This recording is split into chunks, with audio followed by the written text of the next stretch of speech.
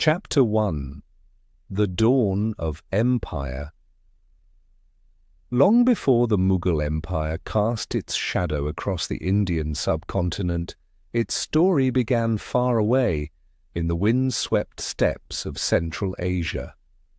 Here, beneath the vast open skies, where the wind howled like a wild beast, a dynasty of fierce conquerors and visionary rulers was born. This was the land of the Timurids, warriors who rode with the storm and dreamed of empires.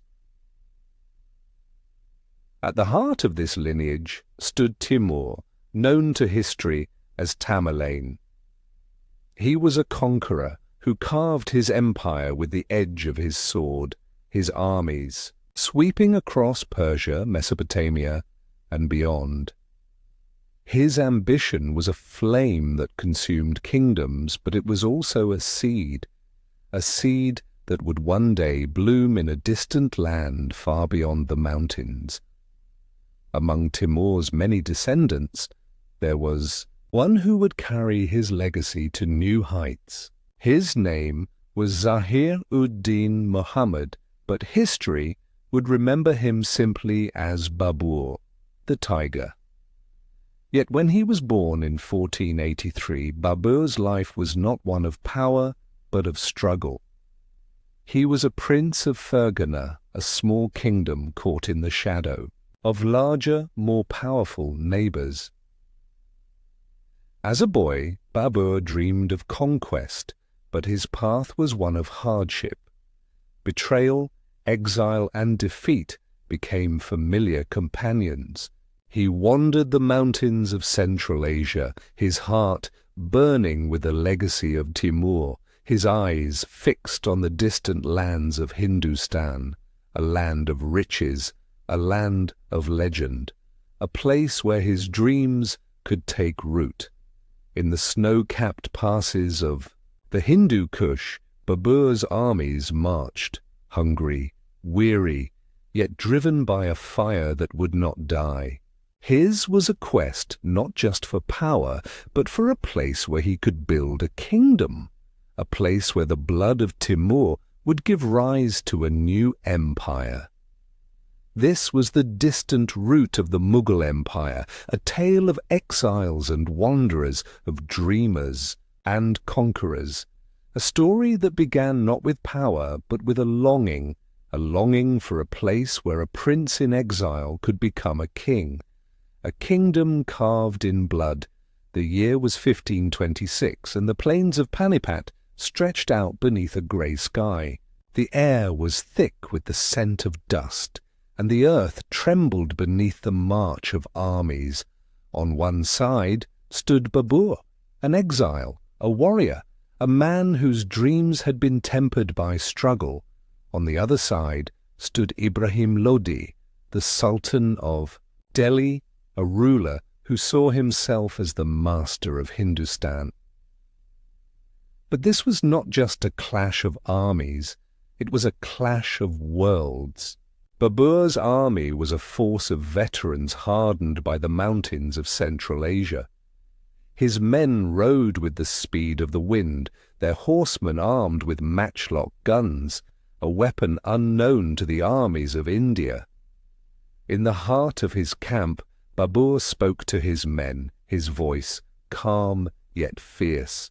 He knew that this battle would be the key to his dream, a kingdom of his own, carved from the heart of Hindustan.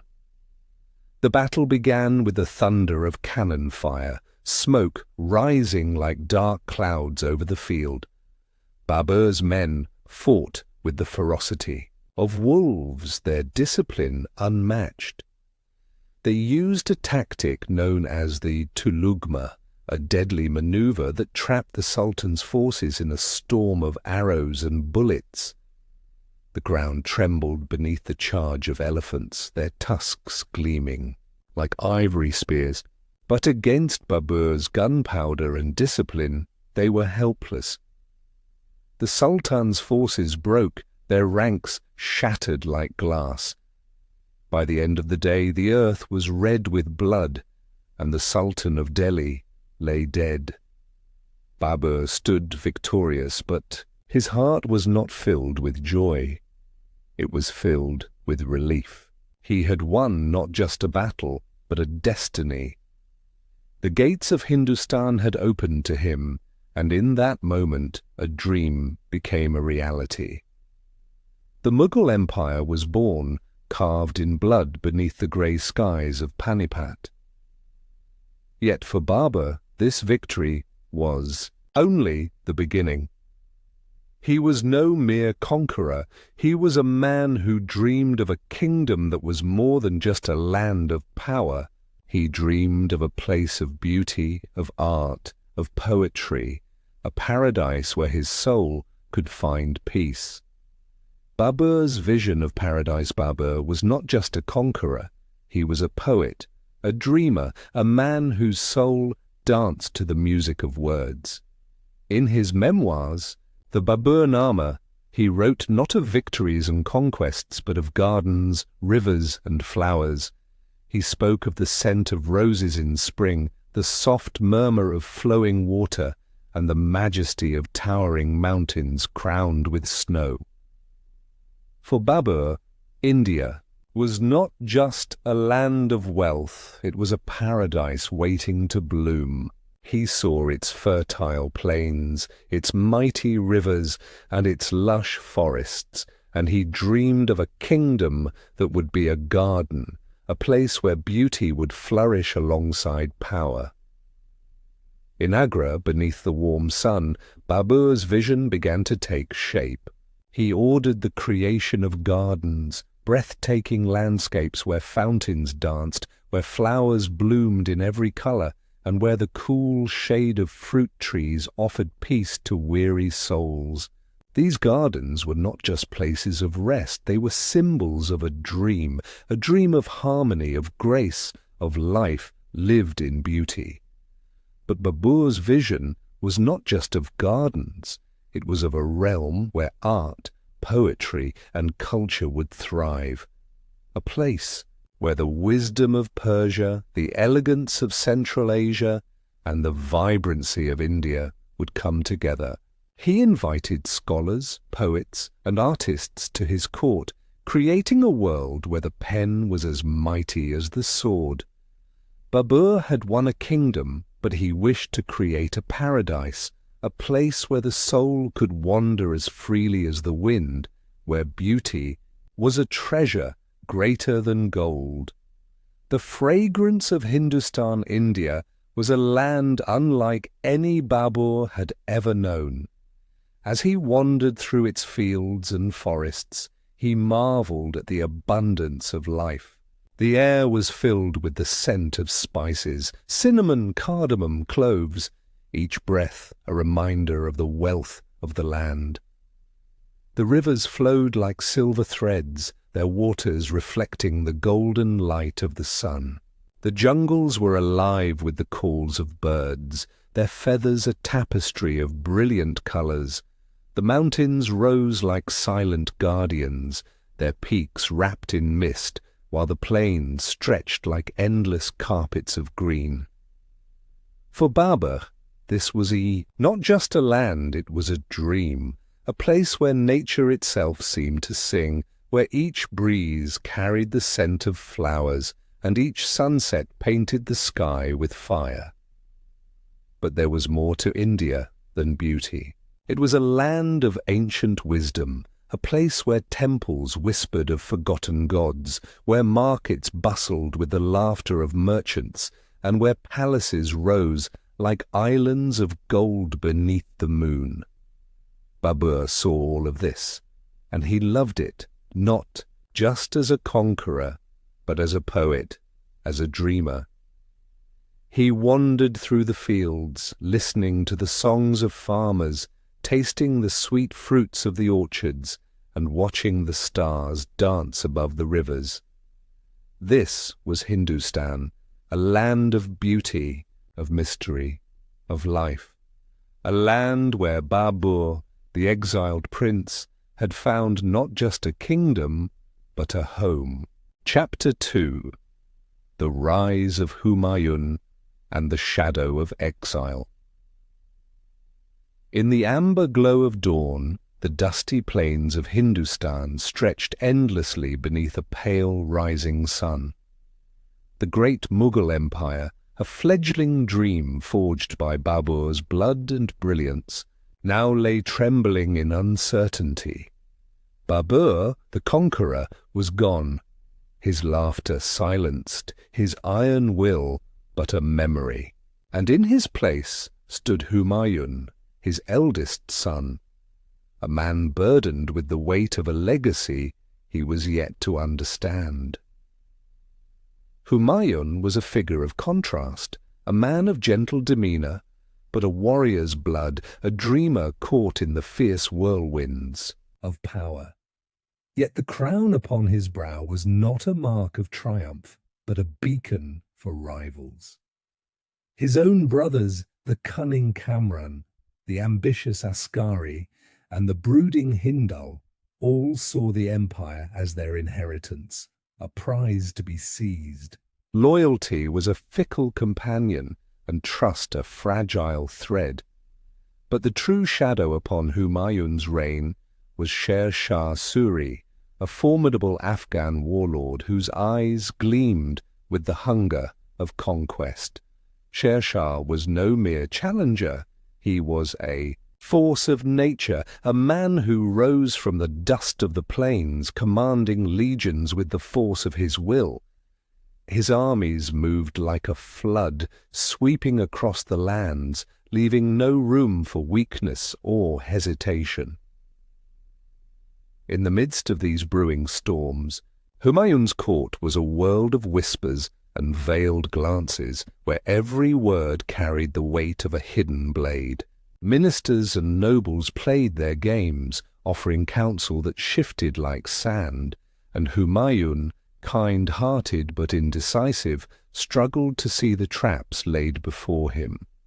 His victories were hard won, but fleeting, each triumph overshadowed by rising threats. His brothers, though bound by blood, proved to be his first adversaries. Kamran, the most dangerous among them, ruled over Kabul and Kandahar, a power in his own right. To him, Humayun was not a brother, but a rival, a distant sovereign, whose missteps could be an opportunity. As Humayun fought his battles, he also fought to hold his family together, to keep the empire from fracturing under the weight of their ambitions. But the tide was turning. Sher Shah's strength grew with each passing season, and Humayun's realm seemed to shrink piece by piece. The mountains of conflict loomed ever higher, and soon the tempest that had been brewing broke with a force that swept all before it. The fall and the flight it came with a thunderous roar, the fall of Humayun. At the Battle of Chausa, the Afghan warlord Sher Shah struck with a force that shattered the Mughal lines. The rivers ran dark with the blood of Humayun's warriors, their desperate cries swallowed by the chaos.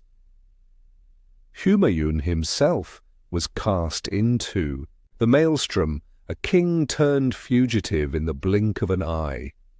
His loyal men scattered, some captured, some cut down, while others melted away like mist in the heat of defeat. And Humayun, the emperor, found himself clinging to life upon the back of a war elephant, the world a blur of dust, screams and death. With a desperate heart, he plunged into the raging waters of the Ganges, his crown lost to the depths, his empire slipping through his fingers. But the river did not claim him. It swept him away, carrying him not to oblivion, but to the harsh, endless deserts of Rajasthan. Here, beneath the cruel sun, Humayun wandered, a king without a kingdom, a man without hope. The sands were a sea of despair, their burning touch a reminder of all he had lost. Days turned to nights, and nights stretched into a bleak eternity. Hunger gnawed at his soul, and thirst clawed at his throat. His few loyal companions withered beside him, their strength drained by the unforgiving desert. Yet in that vast, merciless emptiness, something stirred within Humayun, a flicker of resilience, a spark of defiance. When all seemed lost, a faint light appeared, refuge in the form of a humble village where strangers offered bread and water. To the exiled king, it was a kindness so small, yet it was salvation. But Humayun knew that this was no haven. It was a pause, a breath in the storm that still raged. His journey was far from over. The desert had stripped him of his crown, but not his spirit. As he wandered, scarred and weary, Humayun's thoughts turned to the only chance he had left: Persia, the distant land where hope might still flicker. A king in exile across the mountains and the vast shimmering plains, Humayun's path led him to Persia, a realm of glittering palaces and ancient wisdom. Here, in the court of Shah Tahmasp, the exiled king found a world unlike any he had known, a world of silken tapestries, jeweled halls, and men who spoke in whispers of diplomacy and power. But for Humayun, Persia was more than a refuge. It was a lesson. Shah Tahmasp, a ruler of cunning and grace, saw in the exiled king an opportunity, a pawn in the grand chessboard of empires. Yet he also saw potential in the man who had fallen so far, and so he offered Humayun not only shelter, but a path to redemption. Humayun learned the art of diplomacy, a game of words and shadows where a whispered promise could be sharper than any sword. He studied the intricate politics of the Persian court, absorbing the wisdom of men who wielded power with a touch as soft as silk, yet as lethal as steel. But his heart remained in Hindustan, in the lands where his father's dreams had taken root. Humayun spoke of his lost throne, of his desire to reclaim what was his. And the Shah, ever watchful, saw an opportunity. He offered Humayun his aid, an army, a force that could restore him to his kingdom. But it was not a gift without price. Humayun would march under Persian banners, a conqueror, yet also a vassal. Humayun accepted, for he understood now that in the game of kings, pride was a luxury, and alliances were the currency of survival. The triumphant return, the dust of exile still clung to his robes as Humayun marched once more toward India. But now he was not a lost king, he was a conqueror, his banner lifted by Persian steel, his will sharpened by suffering. His journey back was not a mere return, it was a reclamation, a promise fulfilled in the shadow of broken dreams. The cities he had once ruled rose before him, their walls trembling at the sight of his banners. The Mughal armies swelled, and the loyal hearts that had once fled returned to his side. Delhi, the heart of his father's empire, lay within his grasp once more. Victory was swift, and the gates of Delhi opened to him like the embrace of an old friend. Humayun stood once more upon the throne, the crown returned to his brow. His court shimmered with light, his banners flew proud, and the Mughal dream was restored. But fate is a fickle companion. Even as he grasped the scepter of his ancestors, destiny's shadow lurked. Humayun had reclaimed his empire, but time, the silent thief, watched him closely. For beneath the triumph there lingered a quiet whisper, a reminder that every crown is but a burden and every victory a fleeting spark. In the brilliance of his return, Humayun had secured his name in the annals of history. Yet his story, like the empires he had fought for, was but a moment in the endless tide of time. Chapter 3. Akbar the Great, the architect of empire. The sky above the ancient fort of Kalanau stretched wide and pale, a soft mist clinging to the morning air. Beneath the shadow of the rugged ramparts a boy stood, barely 13 years old. His face, still touched with the innocence of childhood, bore the silent weight of destiny. This boy was Akbar, the heir to a crumbling empire. Humayun, his father, was gone, lost to the cruel twist of fate, and the Mughal throne, once mighty under Babur's vision, now trembled under the weight of uncertainty. Enemies pressed at these borders. Whispers of rebellion swept through the cities, and the very land seemed to shudder under the spectre of chaos. Yet there, in the mist of that morning, young Akbar was crowned, an emperor in name, but a child in age. But even as the crown touched his brow, the boy's eyes held something beyond his years, a quiet, unyielding resolve. For in Akbar's heart burned the silent flame of ambition, a vision of a realm not just won by the sword, but held by wisdom. By his side stood Bayram Khan, the guardian and regent who would protect and guide him, a warrior who saw in the boy not just a king, but a promise of a united Hindustan. Yet the world around them was a storm. Afghan warlords rose like shadows, Rajput chiefs stirred with pride and defiance, and the Mughal Empire seemed to wither beneath the weight of its own divisions. Akbar's rule was not yet his to command. It was a fragile gift, a dream poised on the edge of ruin, but the boy who now wore the crown was no mere puppet. Guided by Bayram Khan's wisdom, Akbar learned the ways of war and rule. He watched the maps spread before him, the flicker of candlelight casting shadows upon the lands that stretched beyond his sight.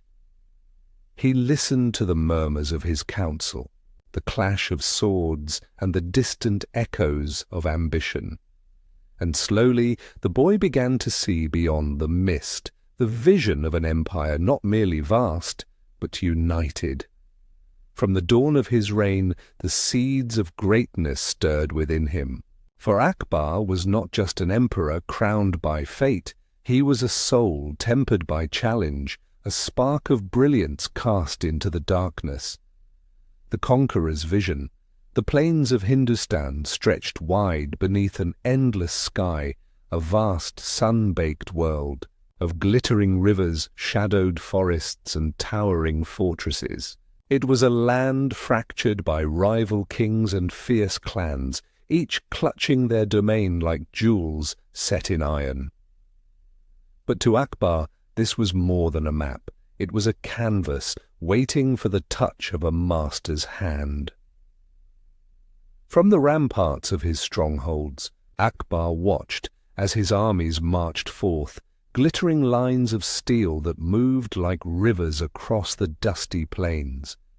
Beneath his banner, the Mughal host was a force of thunder, an avalanche of discipline and courage. His generals, men of fierce loyalty and cunning, carried his will to the farthest reaches of the land. Rajasthan, the land of the proud Rajputs, stood as a challenge, a fortress of valor and pride. The great citadel of Chittor, its walls towering. Over the fields was a symbol of Rajput strength. But Akbar did not see walls. He saw an opportunity. His cannons roared like a storm, and his soldiers surged like waves, scaling the battlements with iron resolve. Chittor fell, But Akbar's victory was not merely in conquest, it was in the respect he earned from his defeated foes. From the rugged deserts of Rajasthan to the fertile plains of Gujarat, Akbar's visions spread. His armies swept across the land, their banners casting shadows upon the burning sands, their triumphs carving the name of the Mughals into the very earth. Yet for Akbar, these victories were but the prelude.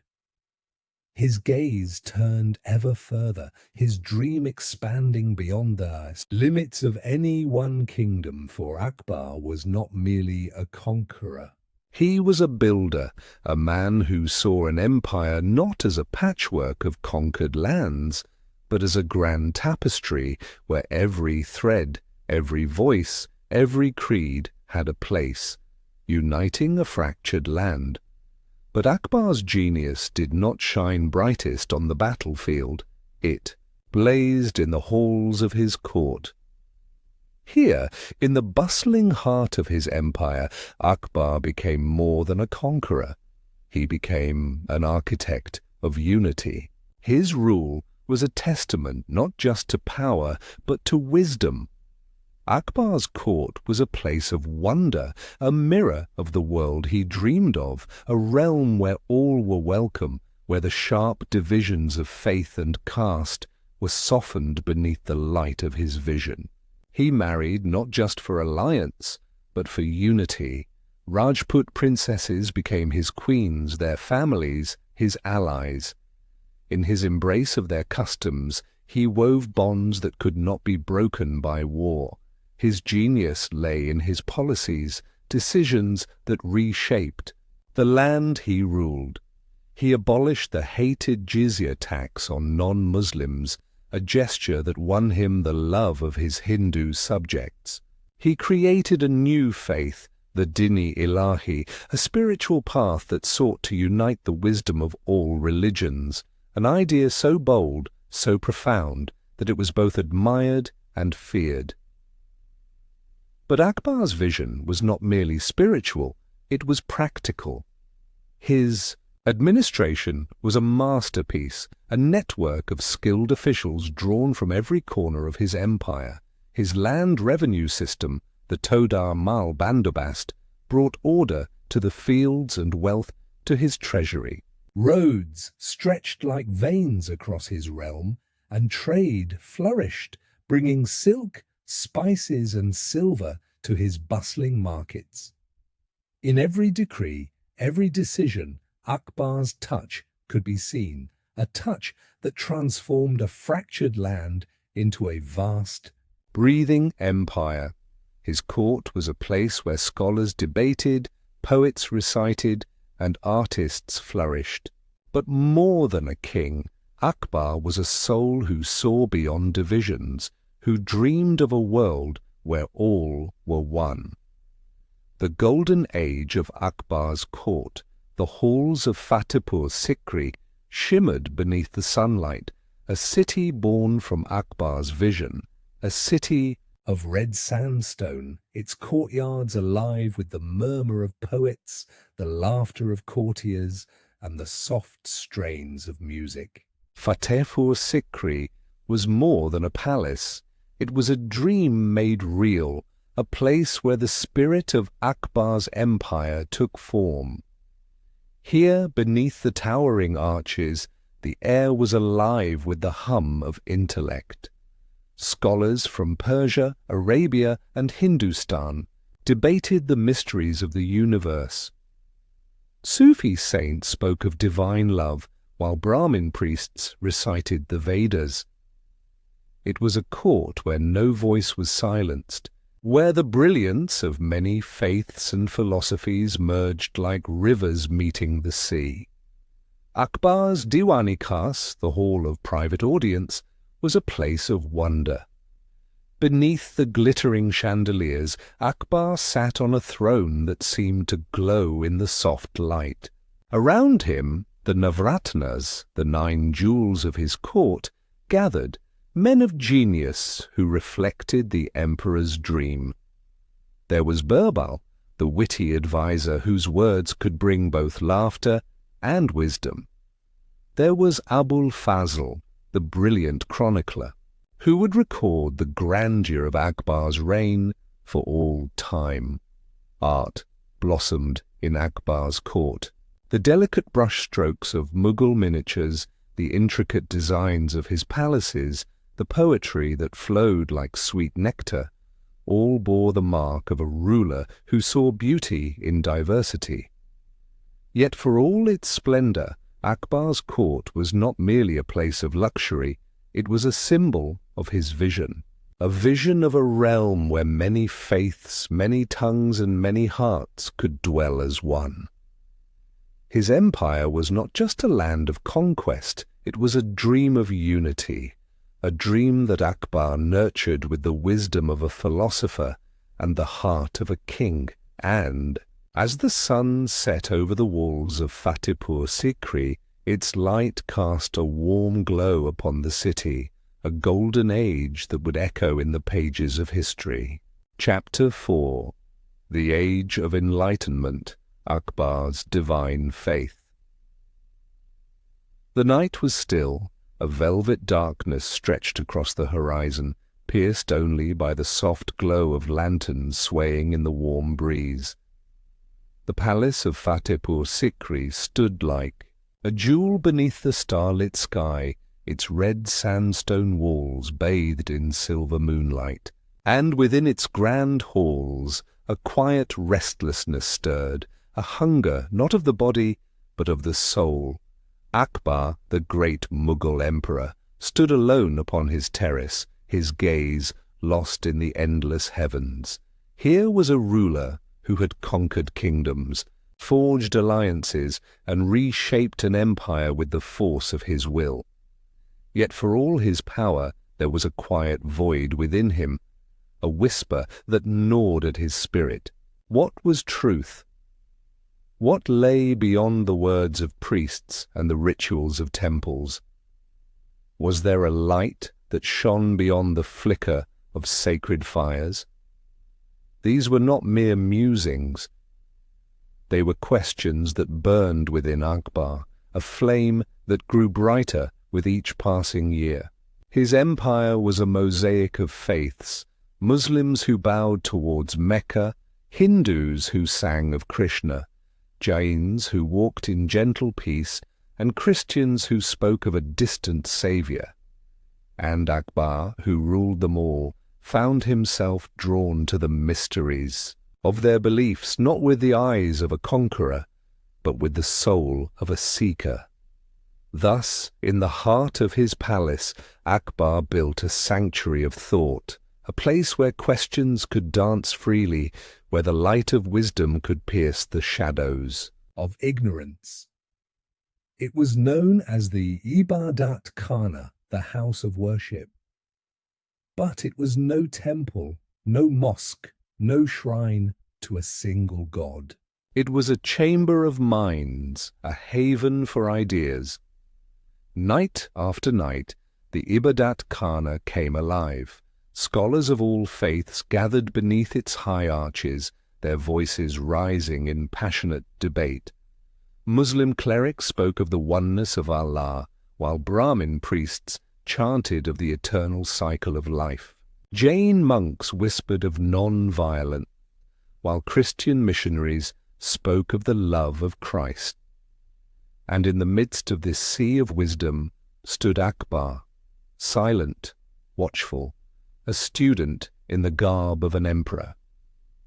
He asked questions not as a ruler, but as a soul seeking light. What is the nature of God? Does truth wear a single face? Are we bound by fate, or do we shape our own destiny? These were not mere riddles. They were the beating heart of Akbar's quest. A quest not for conquest but for understanding. The rise of Dini Ilahi, but for Akbar, understanding was not enough. He was a dreamer, a soul unafraid to shape the world in the image of his vision. As the debates of the Ibadat Khana stirred his thoughts, a grand idea took root in his mind, an idea that was both a dream and a daring experiment. Why must faith divide men when it could unite them? Why must the light of wisdom be hidden behind the walls of dogma? Could there not be a path that embraced the truths of all faiths, a path that saw in each religion not a rival, but a reflection of the same divine light? Thus was born the Dini, Ilahi, the divine faith. It was not a religion in the strict sense, but a spiritual path, a bridge that sought to unite the wisdom of all creeds. From Islam, it drew the belief in one supreme God. From Hinduism, it embraced the sanctity of the soul's journey. From Christianity, it borrowed the idea of divine love. From Zoroastrianism, the sacred fire became a symbol of divine purity. Akbar himself became the first to embrace this faith, not as a prophet, but as a seeker. His courtiers watched with a mixture of awe and uncertainty. Some saw in the Dini Ilahi a brilliant light, a path that could unite the fractured souls of his empire. Others whispered that it was blasphemy, a king overstepping his bounds, a mortal daring to reshape the divine. But Akbar was undeterred. His vision was a vast sky where the stars of all faiths could shine together. His palace became a haven for those who shared his dream. Poets, philosophers, and sages gathered at his court, their voices blending in a chorus of wisdom. Fatehpur Sikri became a city of light, a place where the spirit could soar free. Yet even as Akbar's dream soared, shadows lingered. The clerics of his realm grumbled in discontent. The orthodox saw in the Dini Ilahi a threat, a heresy that challenged their ancient truths. But Akbar stood firm, his faith unshaken, his spirit alight with a truth that no shadow could quench. The court of debates, the Ibadat Khana, was more than a sanctuary. It was a stage where the great minds of the age danced in a symphony of thought. Here, ideas clashed like swords, and wisdom flowed like a river. Night after night, the grand hall echoed with the voices of scholars, each voice a drop in the vast ocean of knowledge. Muslim clerics draped in flowing robes recited the verses of the Quran, speaking of the oneness of God, the beauty of submission. Hindu sages, their foreheads marked with sacred ash, spoke of the cosmic dance of creation and destruction, of Vishnu the preserver and Shiva the destroyer. Jain monks, clad in simple white robes, spoke of ahimsa, non-violence, the gentle path that harmed no living soul. Christian missionaries spoke of the love of Christ, the sacrifice of the cross, the promise of salvation. Zoroastrians, their faces touched with the glow of sacred fire, spoke of the eternal struggle between light and darkness. And Akbar listened, not as a judge but as a pilgrim, his heart a vast sky, open to the light of all stars. He asked, he questioned, he challenged. He did not seek to impose, but to understand. And as the voices of the scholars rose and fell, a quiet truth began to take shape, a truth that no faith could claim alone. For Akbar, this was not a game, it was the essence of his rule. His empire was a land of many faces, many tongues, many creeds. And here, in the Ibadat Khana, he sought not to conquer their hearts, but to understand them. A vision of unity. But the Ibadat Khana was not merely a chamber of debate, it was a mirror of Akbar's dream. A dream of unity, of an empire not just held by the strength of swords, but bound by the light of understanding. Akbar's divine faith, the Dini Ilahi, was more than a spiritual path. It was a symbol, a banner that flew above the divisions of his realm. Yet for Akbar, this vision was not merely a matter of faith, it was a tool of peace, a bridge across the chasms of creed and caste. He abolished the jizya tax on non-Muslims, a gesture that won him the love of his Hindu subjects. He married Rajput princesses, not as trophies, but as sisters of his empire. He listened to the prayers of all faiths, and in his court the light of 100 beliefs mingled without fear. His empire was a vast mosaic, a realm where the crescent of Islam could shine beside the lotus of India, where the cross of Christ stood beside the sacred flame of Zoroaster. And at its heart stood Akbar, a man whose crown was not merely a mark of power, but a symbol of wisdom. Yet even as his vision shone, shadows lingered. Orthodox scholars whispered of heresy, of a king who sought to play at divinity, but Akbar was unshaken. His heart was a vast sky, his soul a river that flowed beyond the banks of creed. For Akbar, faith was not a wall, it was a bridge. And his dream was not merely of a mighty empire, but of a realm where all could stand as one beneath the same sun, a dream that shimmered like a distant star, casting its light upon the pages of history. Chapter 5. Jahangir, the World Caesar. The gardens of Fatehpur Sikri shimmered beneath the soft light of dawn, dew clinging to the petals of roses that blushed under the touch of morning. In the cool shadows of these grand courtyards, a young prince wandered, a boy whose gaze was filled with quiet longing, and whose name was Salim. Salim was not just any prince, he was the son of Akbar, the greatest of the Mughal emperors. Yet, for all the splendor that surrounded him, young Salim was a soul restless with ambition. Beneath the silks and jewels of royalty, there burned a quiet flame, a desire to carve his own mark upon the pages of history. His childhood was a dance of dreams and shadows. He walked the grand halls of Akbar's court, where poets sang of distant lands and scholars whispered the secrets of ancient wisdom. He watched his father, a king who was more than a conqueror, a man whose light shone upon an empire. And Salim, the prince, stood beneath that light, feeling both its warmth and its weight. Yet, as he grew, Salim's dreams were not always gentle. In his heart there was a hunger, an ache to rule, a desire to step beyond his father's shadow. He was a boy who wished to become a king, and with that wish came a restlessness that would shape his life. Time flowed like a quiet river, and the boy became a man, Prince Salim, a figure of charm and strength, yet troubled by the storms of ambition.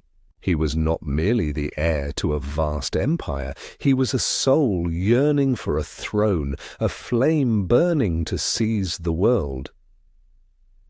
But the path to the throne was not a garden of roses. Beneath the glitter of the Mughal court, whispers stirred, whispers of rebellion, of Salim's impatience, of his strained bond with his father.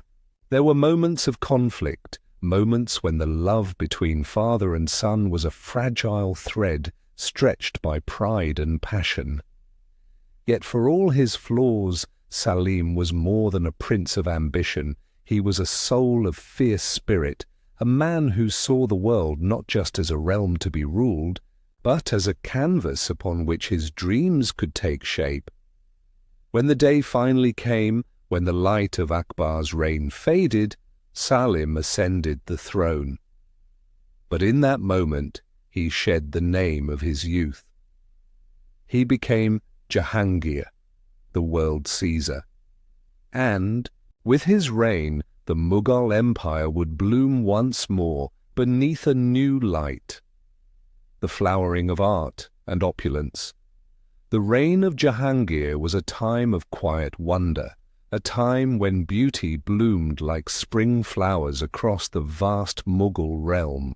But this beauty was not merely of steel and stone, it was the beauty of art, of colour and light, of stories painted upon silk and paper. In the grand halls of his court, the art of miniature painting flourished, with brushes as fine as a strand of hair. Artists painted worlds upon tiny canvases, scenes of royal hunts, gardens alive with birdsong, lovers meeting beneath moonlit skies. Colours danced like whispers, and each stroke seemed to breathe with life. Jahangir was not just a king, he was a patron, a lover of beauty. His eyes wandered not just over battlefields, but over the delicate petals of flowers, the flutter of a bird's wings. He would spend hours in his gardens, watching the dance of peacocks, the quiet ripple of water in marble pools. And in his love for nature, his artists found their muse. Under his gaze, Mughal painting blossomed, scenes of courtly life, of legends told in jewel-like hues, of delicate portraits that captured not just the faces of men, but the souls within their eyes. His favourite artist, Ustad Mansur, painted the world with a brilliance that seemed to whisper of divine light.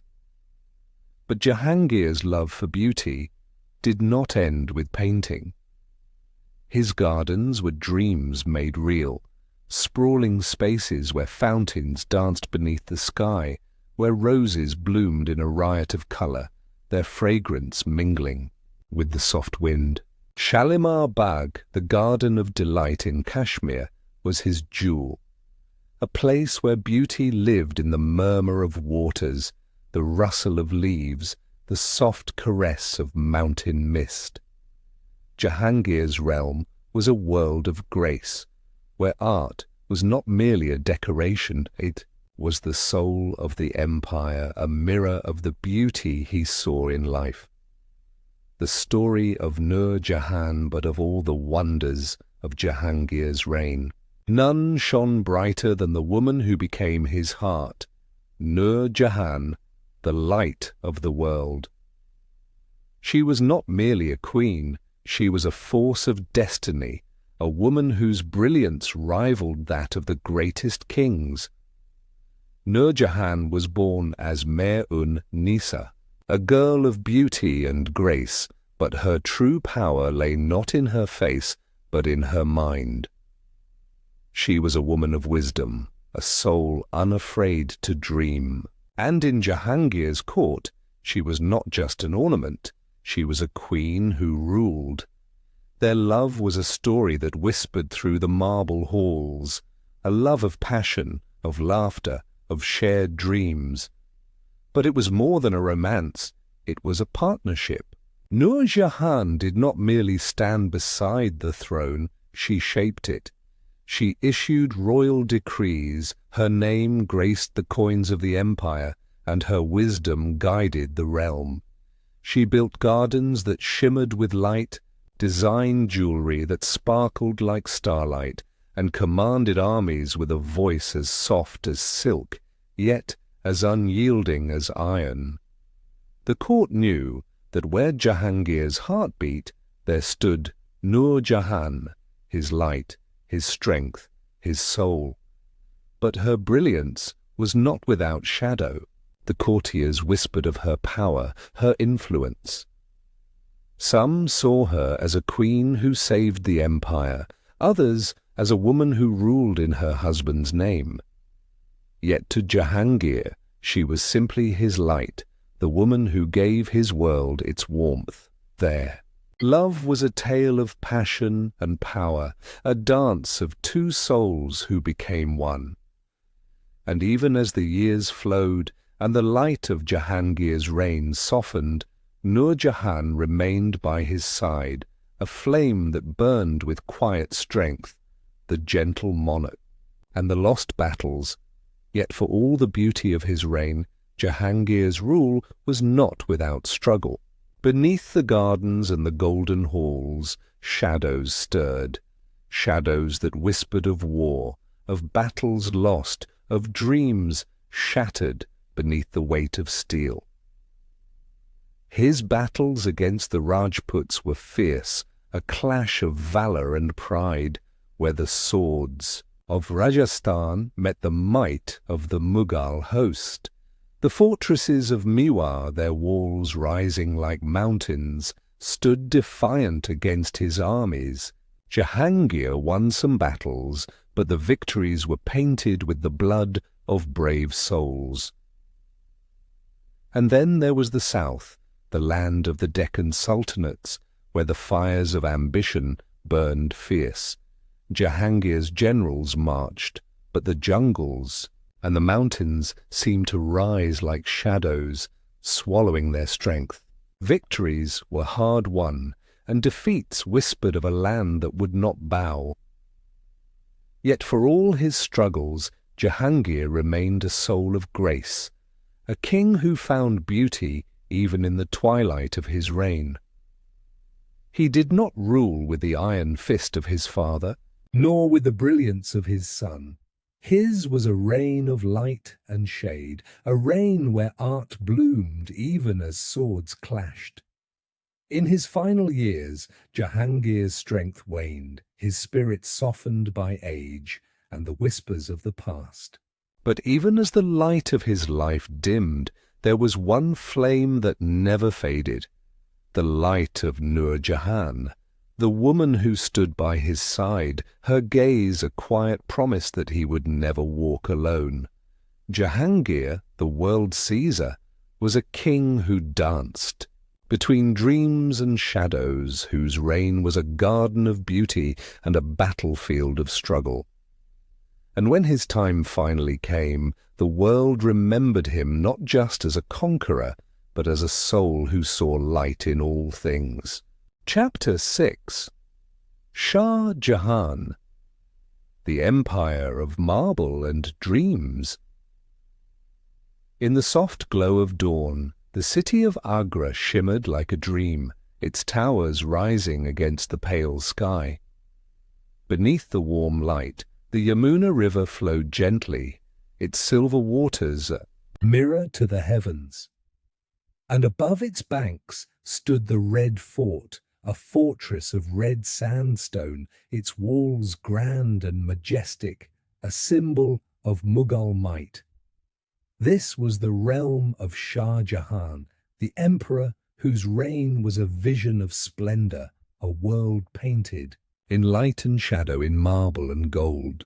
Under his rule, the Mughal Empire reached the zenith of its glory, a realm where beauty was not a luxury, but a language written in stone, in gardens, and in the whispers of silk. Shah Jahan's court was a world of wonder, a place where the brilliance of his empire shone like the sun. In his grand halls, the scent of rosewater drifted through the air, mingling with the soft notes of sitar music. The courtiers wore robes of silk and brocade, their jewels glittering like stars. Poets recited verses and dancers moved with a grace that seemed to defy time.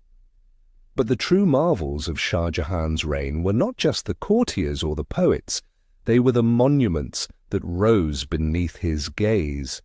It was in his time that the Taj Mahal was born, a vision of white marble that seemed to float upon the earth, its dome a pearl against the sky.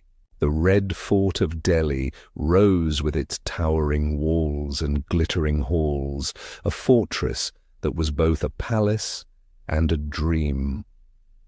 And then there was the Peacock Throne, a masterpiece of craftsmanship, a seat of gold and jewels that shimmered with the light of diamonds, rubies, and emeralds.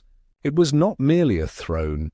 It was a symbol of Mughal might, a treasure that spoke of an empire where beauty and power walked hand in hand. In Shah Jahan's empire, art was not just a craft, it was a philosophy. His architects and craftsmen were not mere labourers, they were dreamers, men who could carve poetry in stone, who could capture the light of the heavens in stained glass. His gardens were not mere spaces, they were visions of paradise, where fountains danced beneath the shade of cypress trees, and the air was alive with the fragrance of roses. It was a world of light, a world where beauty was a breath, a dream woven in silk and marble, a world where Shah Jahan, the emperor of splendor, stood as the master of a realm where every stone whispered of grace. The architect of eternal love, but beneath the splendor of Shah Jahan's reign lay a story of quiet sorrow, a story of love, of loss, and of a promise carved in white marble. It was the story of Mumtaz Mahal, the woman who was not just a queen, but the heart of his world. Mumtaz Mahal was his beloved, a woman of grace and kindness, whose laughter was a balm to his weary soul.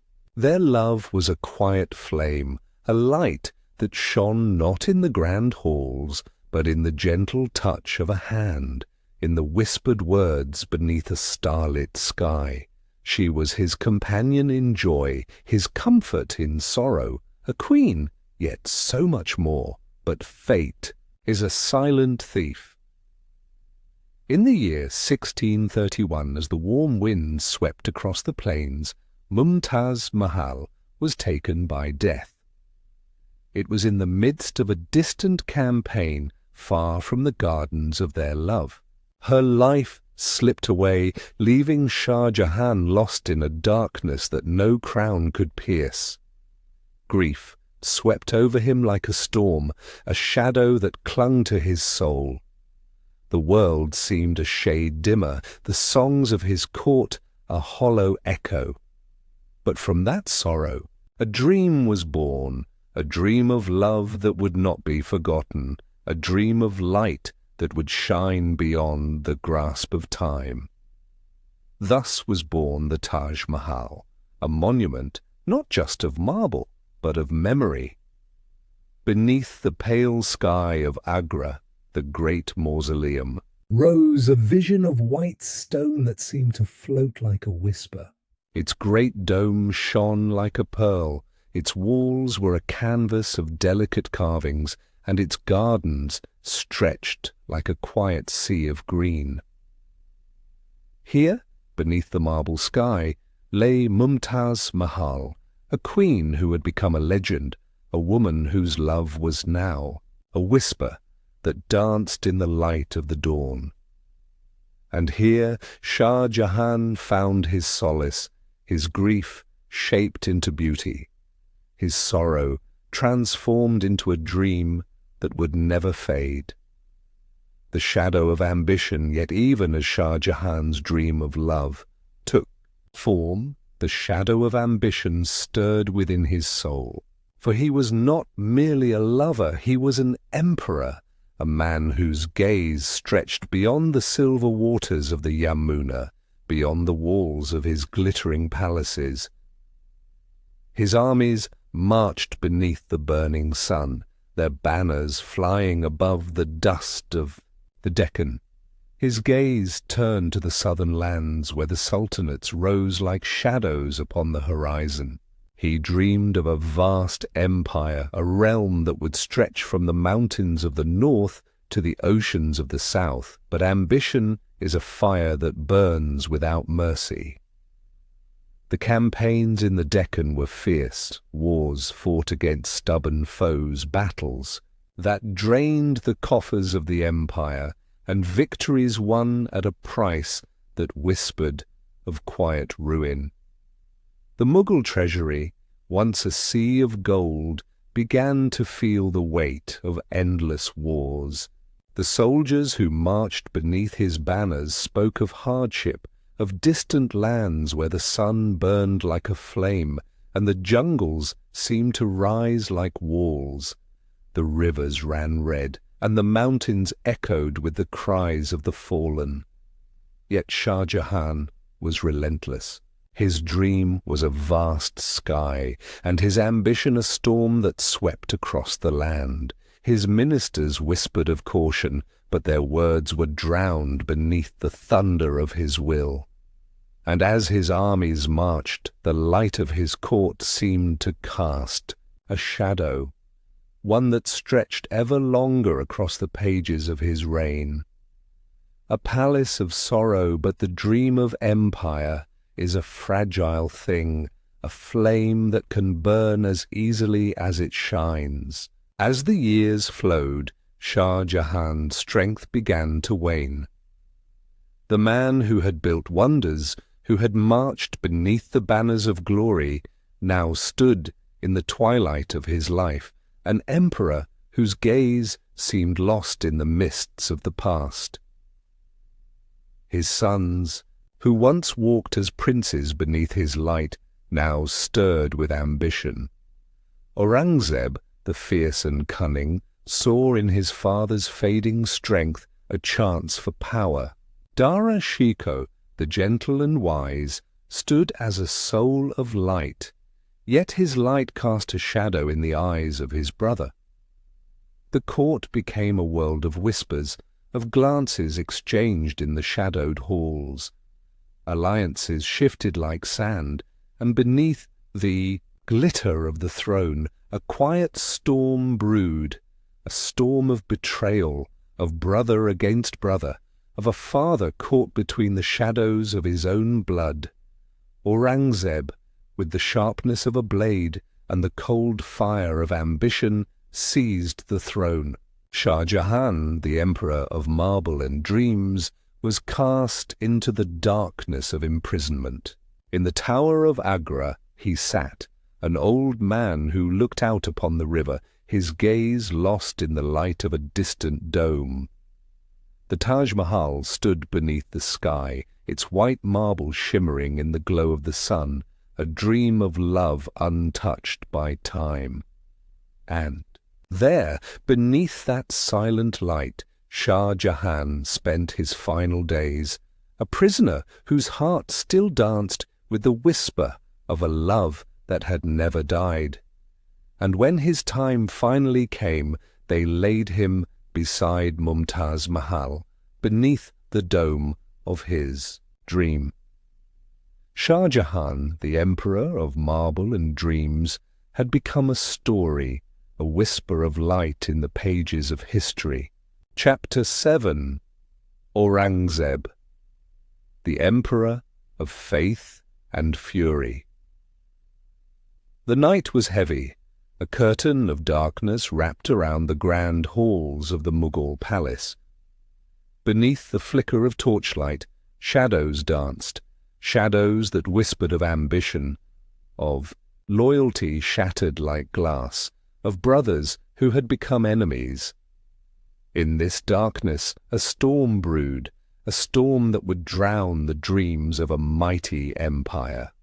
Aurangzeb, the son of Shah Jahan, was a man of iron, sharp of mind, unyielding of will. He was not the eldest of his father's sons, nor was he the most beloved.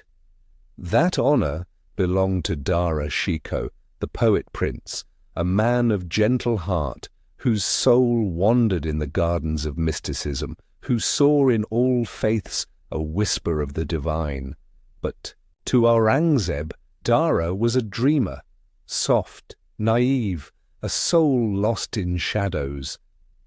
And in the Game of Thrones, dreams were a weakness. As Shah Jahan's health withered beneath the weight of age, the empire trembled, caught between the light of Dara's wisdom and the steel of Aurangzeb's ambition. The War of Succession began not as a whisper, but as a roar. The armies marched, their banners streaming beneath the pale sky.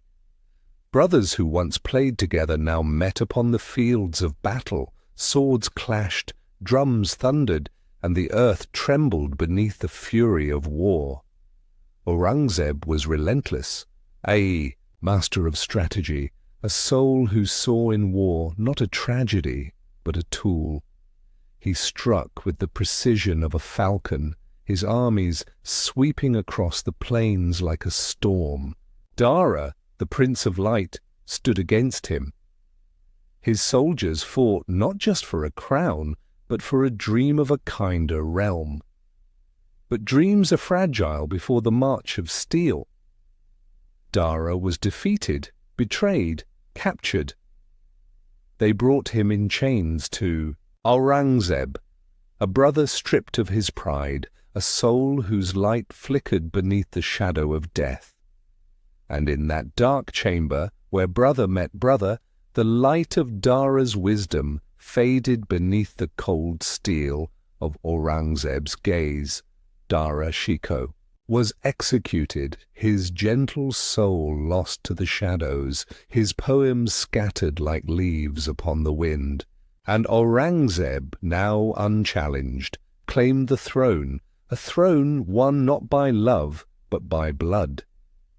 Yet even in his victory there lingered a shadow, a whisper of a brother whose light had been snuffed out, a reminder that in the struggle for power, the price was always paid in the quiet pain of the heart.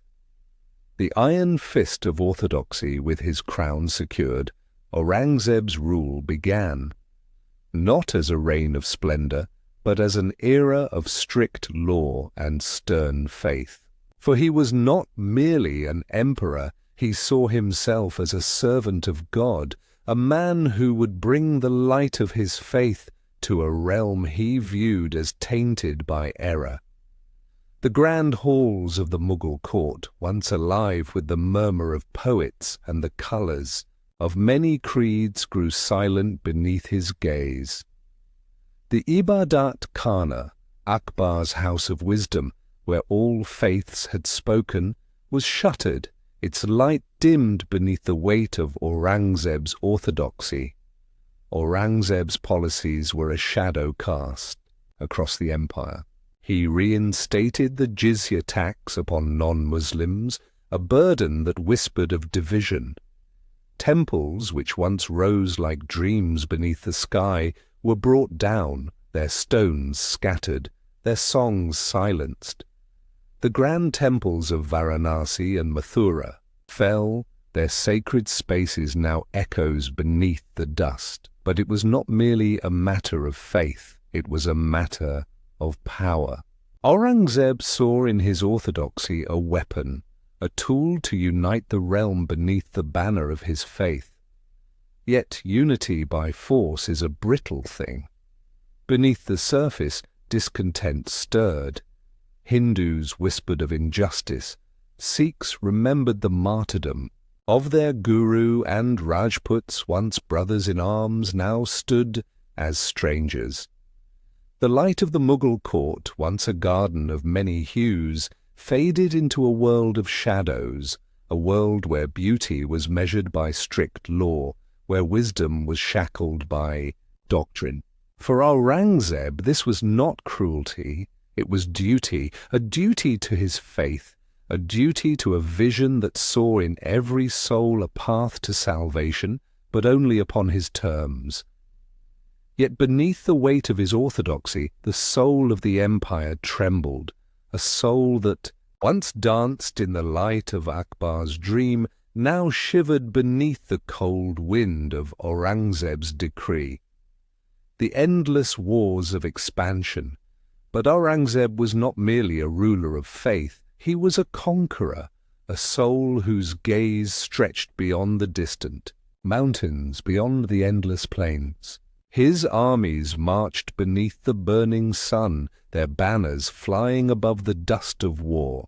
His dream was an empire vast, a realm that would stretch from the snowy peaks of the north to the tropical forests of the south. The Deccan, the land of the southern sultanates, became a shadow upon his dreams. Here, beneath the jungle canopy, his soldiers marched, their armor gleaming beneath the blazing sun. Cities were besieged, forts shattered beneath the roar of cannon fire. Yet the Deccan was a land that did not bow, a land where kings rose like shadows, where jungles swallowed armies. The Marathas rose like a storm, fierce warriors who rode like lightning, their swords a flash of silver beneath the burning sky. Shivaji, their leader, was a lion, a soul who saw in Aurangzeb not a king, but a tyrant. His warriors danced like shadows, striking and vanishing, their cries a whisper of rebellion that swept across the mountains.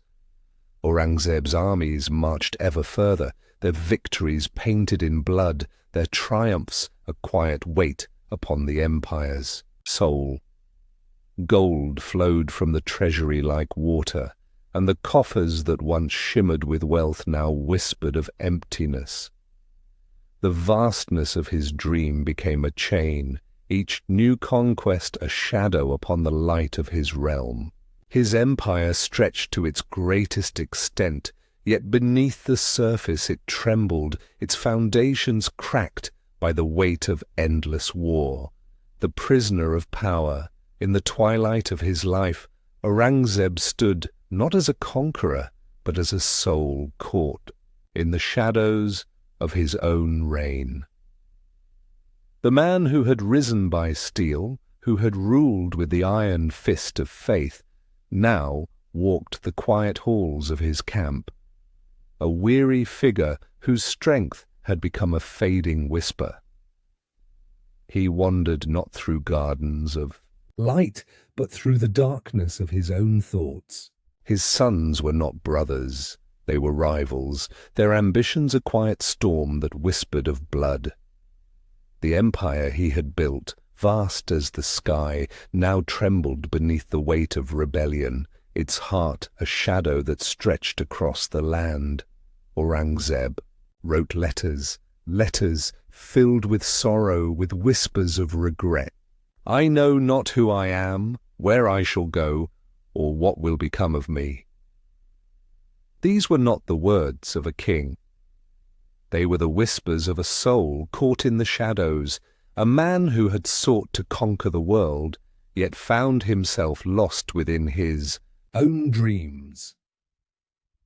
In his final days, Aurangzeb lay beneath the soft light of his tent, a prisoner not of stone walls, but of memory. The crown that had once shone upon his brow was now a weight that whispered of 1,000 battles, of dreams won by steel and lost to shadows. And when the light of his life finally faded, they laid him in a simple grave, no marble dome, no grand mausoleum, only the earth beneath the open sky. Aurangzeb, the emperor of faith and fury, was gone. His name echoed in the pages of history, a name that spoke not just of power, but of a soul who saw the world as a battlefield, who sought to carve his truth upon the land. Yet even in his shadow, the empire he had ruled remained, a realm that had danced between light and darkness, a story woven in whispers of faith and fury. Chapter 8. The Fractured Empire. Seeds of Decline. The sky over Hindustan stretched vast and pale, the sun a harsh glare upon the parched earth. Beneath that unforgiving light, the Mughal Empire stood, grand, mighty, yet trembling beneath the weight of its own ambition.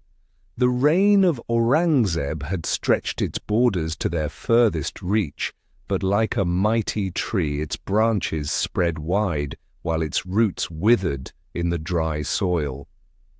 Aurangzeb had been a conqueror, a man who saw the land as a canvas to be painted with the colours of his faith and his might. His armies marched beneath the burning sun, their banners flying above the dust of war. The Deccan had become his obsession, a land of fierce sultanates and unyielding jungles. The Mughal soldiers marched ever south, their armour glittering beneath. The heat, their strength drained by the endless battles. But war is a hungry beast. It devours not just lives, but wealth. The Mughal treasury, once a sea of gold, now whispered of emptiness. The jewels of the Peacock Throne shimmered beneath the light, but beyond the palace walls the farmers toiled beneath the weight of heavy taxes. Fields lay barren, crops withered. In the sun, and the villages, once alive with the hum of life, now whispered of despair. Aurangzeb's strict religious policies meant to bring unity, instead sowed division. The jizya tax on non-Muslims cast a shadow upon the hearts of his subjects. Temples were brought down, their sacred stones scattered, and the light of tolerance, which once shone under Akbar, faded beneath the cold wind of orthodoxy. But it was not merely faith that cracked the empire, it was the weight of endless conquest. The mountains of the north whispered of rebellion, the deserts of Rajasthan stirred with Rajput pride, and in the south the forests of the Deccan echoed with the cries of warriors who would not bow. The Mughal Empire was vast, but its strength was a shadow that stretched far, but held no warmth. Beneath the glitter of its palaces, beneath the splendor of its court, there whispered a quiet truth. The dream of empire had become a burden, a crown that weighed heavy upon weary shoulders. The rise of the Marathas, but while the Mughal Empire trembled beneath its own weight, a new power rose like a storm upon the horizon, a power born not in the glittering halls of Agra or Delhi, but in the rugged hills of Maharashtra. These were the Marathas, a fierce people of the mountains, a people whose hearts burned with the fire of freedom. At their head stood Shivaji, a warrior whose name would become a legend. Shivaji was not a king of grand palaces. He was a soul of the wind, a man who saw the forests and mountains as his kingdom, who rode with the speed of a falcon, whose sword danced like a whisper of lightning. In the shadow of Aurangzeb's vast armies, Shivaji's Marathas rose, not as conquerors, but as raiders, as shadows who struck in the night, then vanished like mist. Their forts crowned the mountain peaks, their secret paths wound through the jungles, and their cries echoed across the valleys. The Mughal generals, who had marched with pride upon the open plains, now found themselves lost in the maze of hills and forests. Their steel glittered, but it struck at shadows. The Marathas danced around them, their swords flashing, their voices a whisper of defiance. Shivaji carved out a kingdom, a realm that was not vast, but strong. A realm where his people fought not for wealth, but for honor. He crowned himself Chhatrapati, sovereign of the Marathas, and beneath his banner the mountains breathed free. Aurangzeb, now an old man, watched with fury as this flame of resistance burned ever brighter. His armies marched south, their strength drained by the endless jungles, their victories written in dust. For every fort they took, 2 more rose. For every warrior they struck down, a dozen more stood. The Marathas were not merely a rebellion, they were a force of nature, a whisper of freedom that swept across the land. And beneath their banner the whisper became a storm that swept against the mighty Mughal Empire, a storm that would leave its mark upon the pages of history. the silent corruption, but even as the Marathas danced in the mountains, another shadow darkened the Mughal court, a shadow of greed, of whispers that slithered like snakes through the gilded halls. Beneath the grand chandeliers, beneath the glitter of jewels, the Mughal nobles played their quiet game, a game of ambition, a game of power.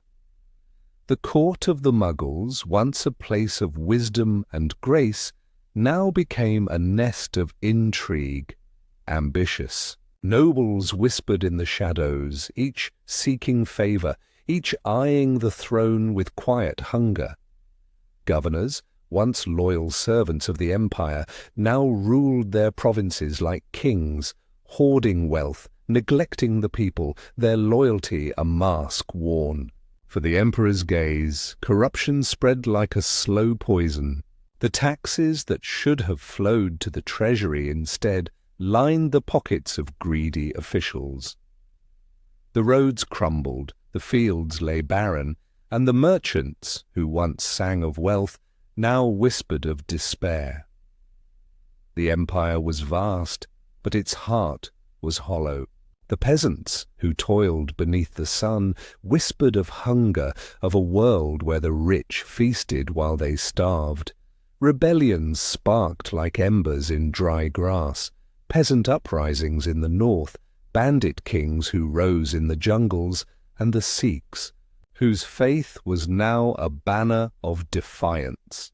But the emperor's court remained a world of glittering light, a world where the music played, where the wine flowed, and where the nobles danced in silks and jewels. They spoke of glory, but beneath the surface they whispered of power, power that now meant more than the dream of a mighty realm.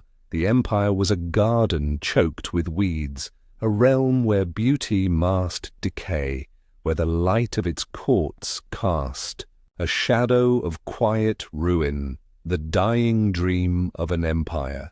The Mughal Empire, once a dream of light and grace, now stood as a fading vision, a palace of splendor built upon sand. The grand halls of Agra and Delhi still shone beneath the sun, their domes glittering, their courtyards alive with the murmur of courtiers. But beneath the surface, a quiet shadow stretched, a whisper of a dream that was slowly dying.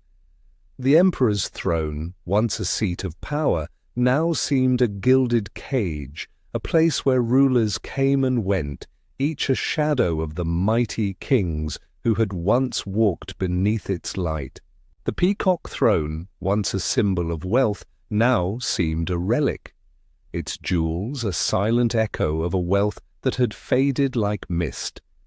The provinces, once bound by loyalty, now trembled beneath the weight of rebellion. The Rajputs whispered of pride, the Sikhs rode with swords that shimmered in the sun, and the Marathas danced like shadows upon the mountains.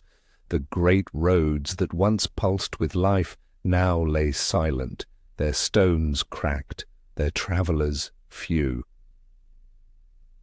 In the courtyards of the Red Fort, the emperors watched with weary eyes, their hands wrapped around a sceptre that seemed lighter, yet far more burdensome than ever before. They spoke of glory, but their voices were hollow, whispers of men who ruled in name, but not in truth.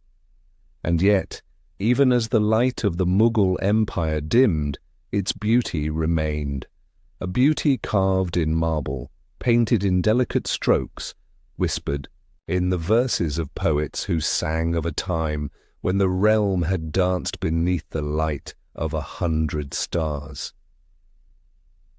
The Mughal Empire, a dream that had once stretched across mountains and deserts, that had shone with the light of wisdom and power, now lay as a whisper upon the wind, a shadow that stretched across the pages of history. Its story was not merely of kings and conquerors, it was a story of light and shadow, of beauty and sorrow, of a dream that had once soared, yet now lay as a quiet whisper beneath the starlit sky. Chapter 9. The Peacock Throne, Symbol of Glory and Greed. In the grand halls of the Mughal court, beneath the glittering chandeliers and the soft murmur of silken robes, there stood a marvel, a seat of light and splendor, a throne like no other. It was the Peacock Throne, a masterpiece of art and wealth, a symbol of power forged not from iron, but from the brilliance of 1,000 jewels. Crafted by the finest artisans of Shah Jahan's reign, the Peacock Throne was more than a seat. It was a dream made real, a vision of beauty shaped by the hands of masters. Its frame was wrought of pure gold, its surface a delicate dance of intricate designs, each curve a whisper of artistry. Upon its back, 2 great peacocks spread their jewelled wings, their feathers shimmering with the light of emeralds, sapphires, rubies, and diamonds. The throne glittered with the brilliance of the Koh-i-Noor, the mountain of light, a diamond so radiant that it seemed to capture the very essence of the sun. Beside it shone the Darya-i-Noor, the sea of light. Another diamond, pale and serene, its glow like the light of a quiet dawn. Around them danced countless other gems, each a whisper of colour and light, each a story carved in crystal. But the true beauty of the Peacock Throne was not merely in its jewels, it was in the vision it represented. It was the heart of the Mughal Empire, a symbol of a realm where wealth and wisdom danced together, where poetry sang in the shadow of mighty fortresses, where the whisper of the river mingled with the thunder of cannons. It was here that Shah Jahan had sat, his gaze calm, his voice a quiet command that echoed through the vast halls. Here his courtiers bowed, their silken robes shimmering in the golden light, their whispers a quiet sea of devotion. The Peacock Throne was not merely a seat, it was the soul of the Mughal realm, a reflection of a dream where beauty and power walked hand in hand. And as the light of the grand court danced upon its jewels, the Peacock Throne seemed to breathe, a silent witness to the grandeur and grace of an empire at the height of its glory. The lure of wealth but beauty is a light that draws shadows, and the brilliance of the Peacock Throne was a flame that whispered to the darkness beyond the mountains. Its fame spread like a whisper carried upon the wind, a tale of splendor that crossed the deserts, that shimmered in the bazaars of Persia, that danced upon the tongues of merchants who spoke of a throne like no other. The Peacock Throne was not merely a treasure, it was a legend, a jewel that spoke of a realm where wealth flowed like rivers, where kings sat upon seats of light, where gold was not merely a metal, but a canvas upon which dreams were painted. The world beyond India heard of this marvel. The sultans of distant lands, the shahs of Persia, the khans of Central Asia, all listened to the tale of the throne that shone like the dawn. For in that light they saw not merely beauty, they saw wealth, they saw power, they saw a prize that could turn a king into a legend. The whispers reached the ears of those who ruled not by the grace of art, but by the sharp edge of the sword. They spoke of the throne with quiet hunger, their eyes gleaming with the shadow of greed. For to them the Peacock Throne was not a vision, it was a prize to be seized, a treasure to be plundered. And so, while the Mughal emperors sat in their glittering halls, their courtiers whispering of poetry and grace, a shadow stirred beyond the mountains, a shadow that would sweep upon the land like a storm, a shadow drawn by the light of a throne that whispered of glory and gold. Nader Shah's invasion, it came like a storm, a shadow that swept down from the mountains, a roar of steel and fury that shattered the quiet light of the Mughal realm. In the year 1739, the city of Delhi trembled beneath the march of an army led by a conqueror whose name would be etched in blood and fire. His name was Nader Shah, the Persian king, a man of iron will, a soul whose gaze saw not beauty, but wealth, not peace, but conquest. Nader Shah marched upon the land with the force of a thunderstorm. His soldiers moved like a wave, their swords gleaming beneath the harsh light, their faces shadows beneath their helms. The walls of Delhi rose against them, proud and tall, but walls are mere whispers before the roar of war. The Mughal Emperor, Muhammad Shah, watched helplessly as the city fell. The grand bazaars were silenced, the gardens trampled beneath the march of iron-shod feet.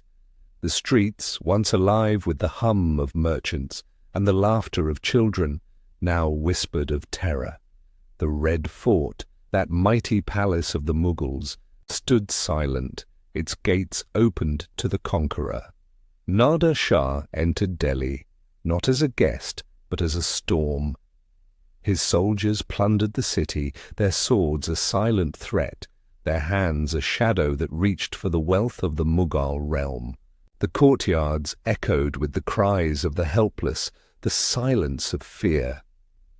And in the grand hall of the Mughal court, beneath the pale light of the chandeliers, Nader Shah's gaze fell upon the Peacock Throne, the throne that shimmered with the light of 1,000 gems, that whispered of a dream now caught in the shadow of conquest. With a gesture, he claimed it, not as a gift, but as a prize. The throne that had been the heart of the Mughal Empire, the symbol of its splendor, was carried away, taken from the land where it had shone like a star, now a treasure bound for distant Persia. Delhi lay silent in the wake of the storm, its streets whispered of loss, its palaces of plunder.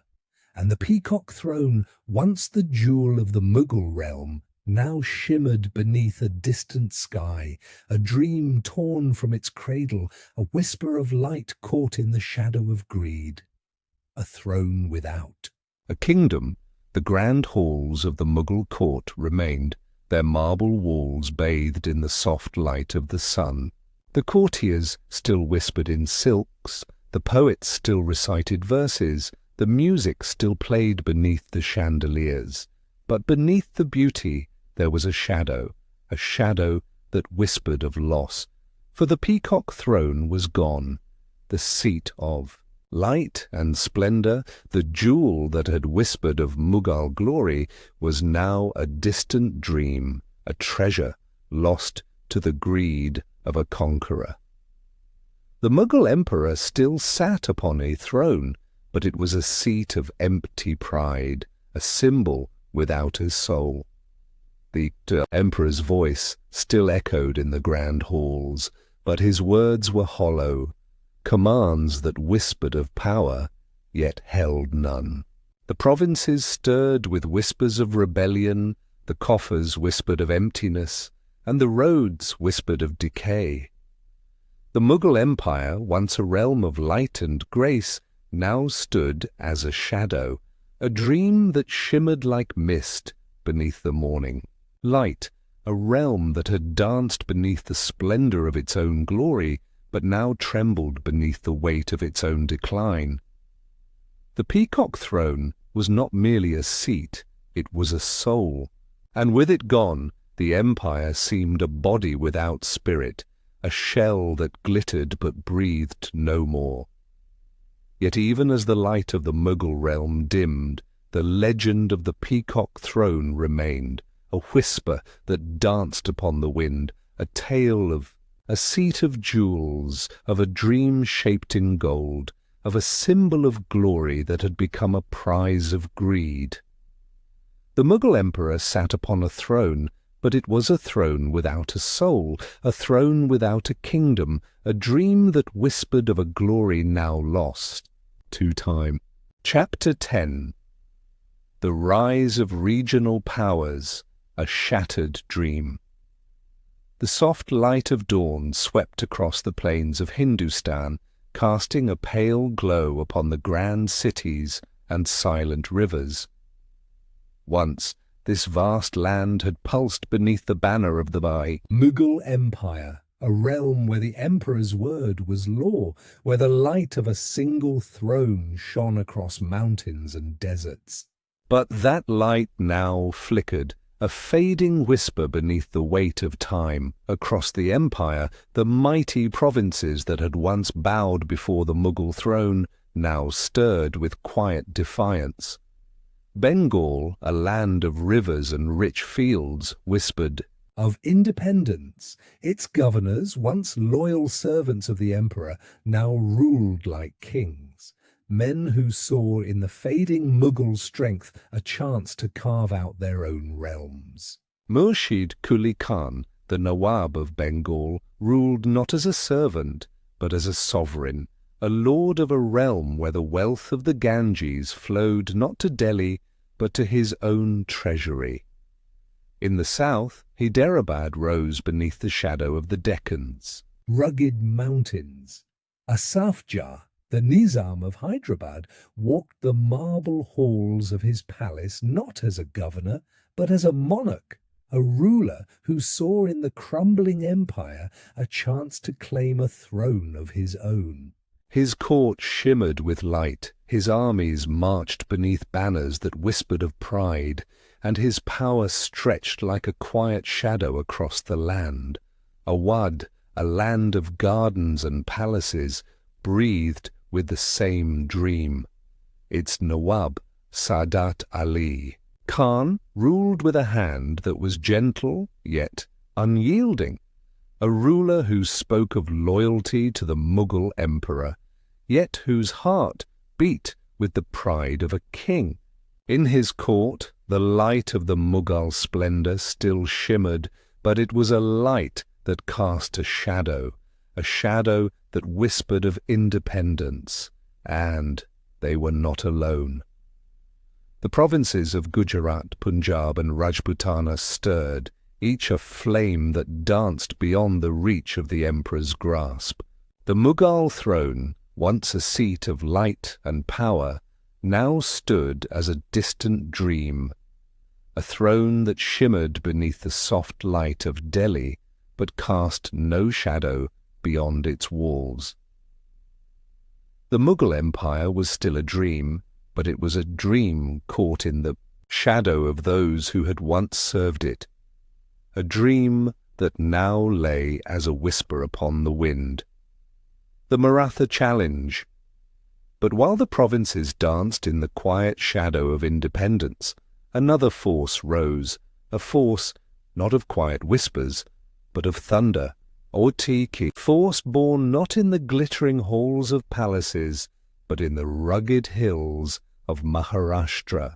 The Marathas, once a whisper of rebellion, now rose like a storm. They were not mere raiders now. They were a realm, a power that swept across the land like a fierce wind. Beneath their saffron banners Maratha warriors rode, fierce horsemen whose swords danced like whispers of lightning. They were led not by kings wrapped in silks, but by generals, men of steel and spirit whose strength was not in titles, but in courage. At their head stood Peshwas, prime ministers who ruled not by birth, but by merit. Balaji Vishwanath, Baji, Rao, and later Madhav Rao, men whose names echoed like thunder, whose strategies turned the Maratha Confederacy into a force that reached beyond the mountains of the Deccan. They struck at the heart of the Mughal realm, not as rebels, but as conquerors. Their horsemen swept across the plains, their swords whispered in the streets of Delhi. The Mughal emperor, who once ruled over a vast realm, now watched as his own capital trembled beneath the thunder of Maratha hooves. The Red Fort, the seat of Mughal power, was no longer a symbol of strength. It was a prize, a dream caught in the storm of a new power. The Marathas were more than a challenge. They were a force of destiny, a whisper of freedom that swept across the land. They did not merely defy the Mughal throne, they overshadowed it. The Mughal emperor, once the master of a vast realm, now sat beneath the soft light of his court, a ruler in name, but a shadow in truth. The Marathas danced across the land, their swords flashing, their cries a whisper of a new era, a time when the light of the Mughal Empire would become a shadow cast beneath the brilliance of their own rising power. The Sikhs of Punjab yet, even as the Marathas rose, another light shimmered in the north, a light born not in palaces but in the hearts of warriors who sang of faith, of courage, and of freedom. These were the Sikhs of Punjab, a people whose souls danced in the light of their gurus, a people who had been tempered by trials, whose faith was a flame that no shadow could quench. The Sikhs were not mere subjects, they were a force, a community, bound by the light of the Khalsa, the brotherhood of the pure. Their swords were not merely weapons, they were symbols, blades that whispered of justice, of courage, of a realm where tyranny could find no home.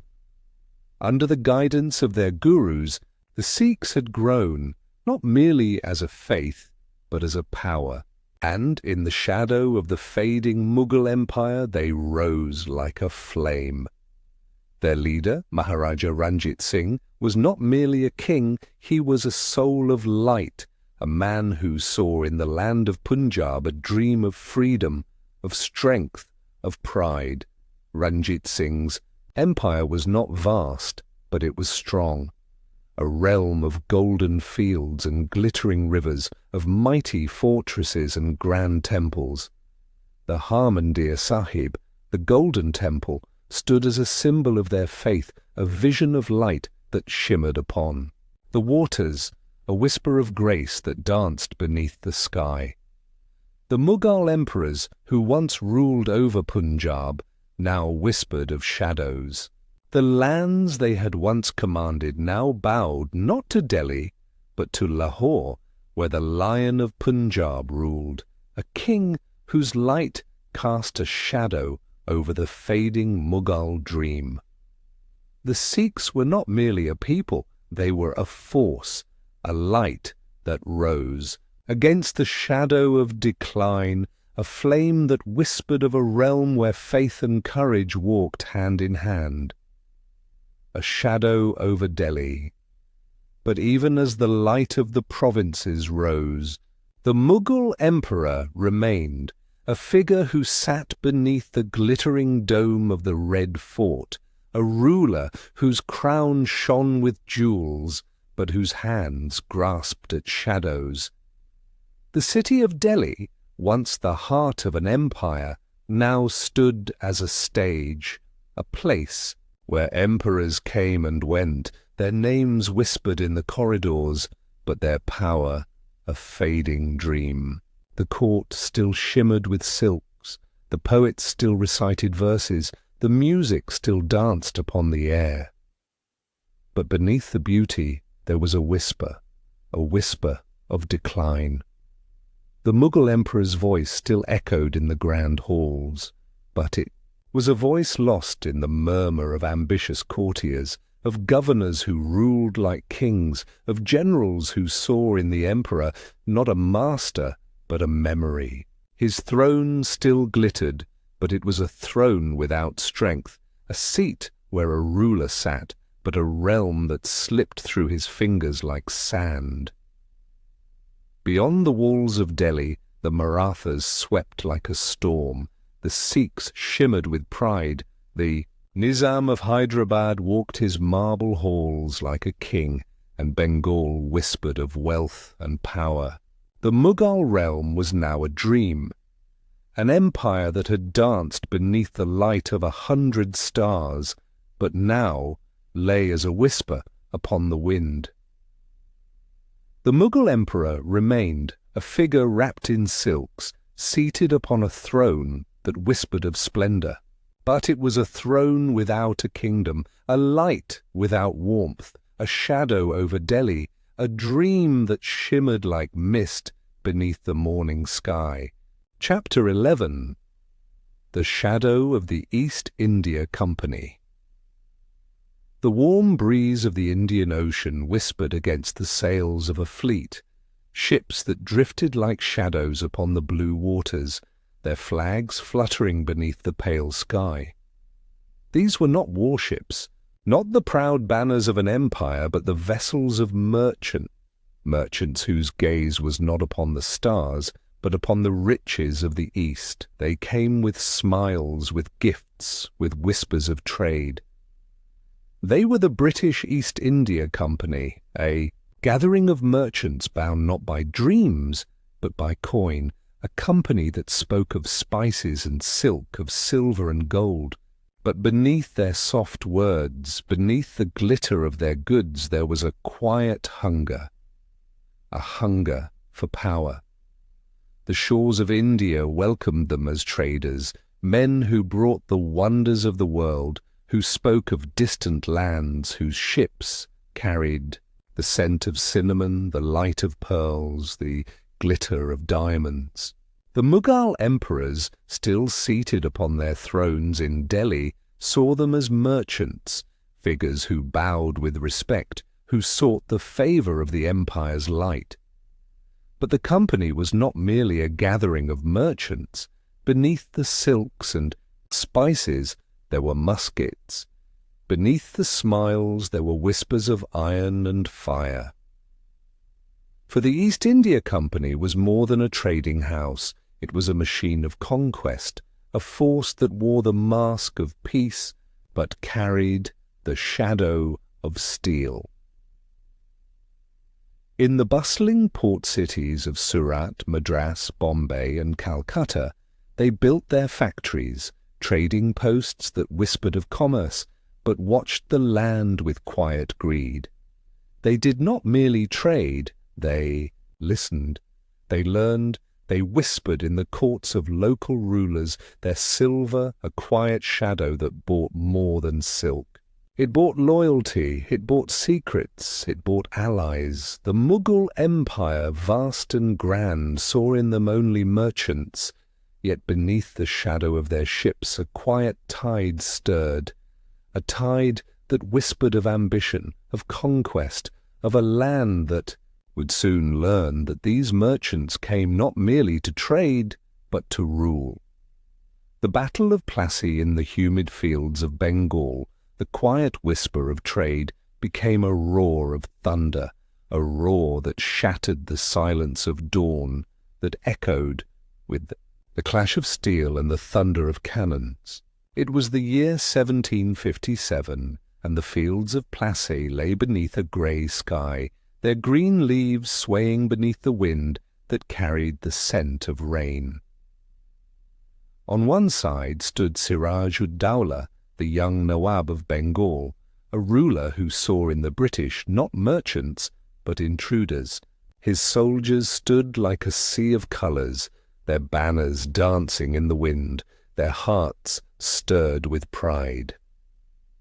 Yet beneath that pride there was a shadow, whispers of betrayal, of men who smiled in his court, but whispered his secrets to the enemy. On the other side stood Robert Clive, a figure whose name would become a whisper of power, a man who was not merely a trader, but a commander. His soldiers stood not in silks, but in scarlet coats, the red of the British army, their muskets gleaming beneath the grey light. But Clive did not merely rely on steel, He relied on gold, on silver, on whispered promises. The battle was not a storm of courage, it was a shadow of deceit. Mir Jafar, one of Siraj-ud-Dowlah's trusted commanders, had already been bought, a whisper of silver, a promise of power. And as the thunder of cannon roared, as the sky wept rain, Mir Jafar's soldiers stood silent, their swords sheathed, their hearts already sold. Siraj-ud-Dowlah's army faltered, his men saw the shadow of betrayal, and their courage melted beneath the storm. The British guns spoke with a roar, their bayonets shimmered with silent fury, and the young Nawab's dream crumbled beneath the weight of greed. When the dust settled, the fields of Plassey lay silent, their green leaves stained with the whispers of defeat. Siraj-ud-Dowlah fled, but his fate was sealed, captured, betrayed, and cast into the shadows of history. Robert Clive stood victorious, his red-coated soldiers silent beneath the grey sky, their bayonets dark with the whispers of a realm that had fallen. Plassey was not merely a battle, it was a door, a gate that opened to a new era. For in that quiet field, the British East India Company had transformed, from merchants with muskets to masters of Bengal, a shadow that stretched across the land. Divide and conquer, but the company did not merely rule by steel, it ruled by whispers, by silver, by the quiet dance of shadows. The Mughal Empire was still a vast realm, but it was a realm caught in the shadow of its own decline, a land where governors ruled like kings, where generals marched with the pride of monarchs, where the emperor's voice was a distant whisper. The company saw in this division a chance not to conquer by force, but by cunning. They spoke of alliances, of treaties, of friendship. They whispered in the courts of local rulers, offering silver and silk, muskets and cannons.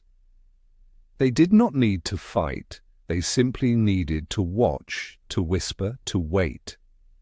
The Nawabs of Bengal, the Nizams of Hyderabad, the Marathas, the Rajputs, all were drawn into the dance. The company offered them promises, then played them against one another.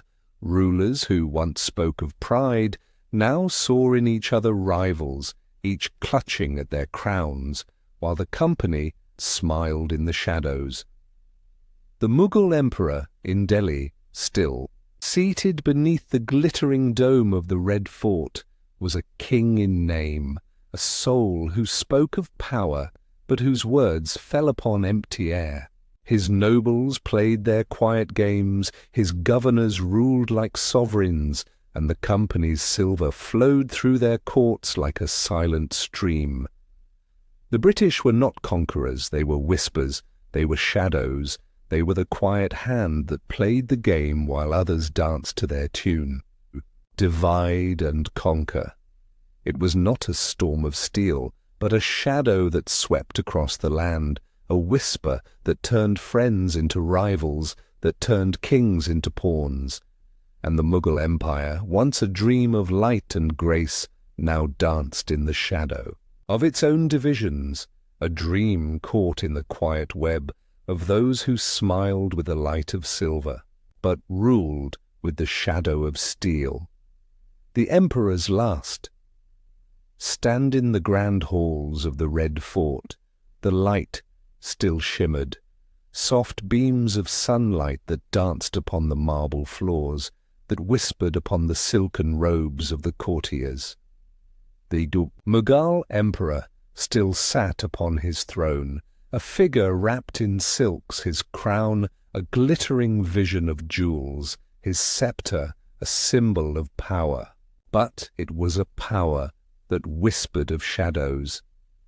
The emperor's court was a stage, a place where ministers whispered of glory, where poets sang of a golden past, where the chandeliers glittered with the light of a dream that was already fading. Beyond the walls of Delhi, the company's shadow stretched, a shadow that whispered in the courts of the Nawabs, that shimmered upon the seas, that whispered of an empire caught in the shadow of trade. The emperor still signed decrees, his seal still marked letters with the whisper of authority, but his words were a dream, his commands a quiet echo lost in the wind. His soldiers were few, their swords a memory of battles long lost. His wealth was a whisper of silver, a shadow of the grandeur that had once danced beneath his banner. The key British East India Company did not overthrow the emperor. It simply watched, it whispered, it waited. It did not need to rule with crowns, it ruled with coins. It did not need to march with armies, it marched with whispers. And the emperor of the Mughals, once a ruler of mountains and rivers, now sat upon his throne, a king in name, a soul whose crown was a burden, whose voice was an echo.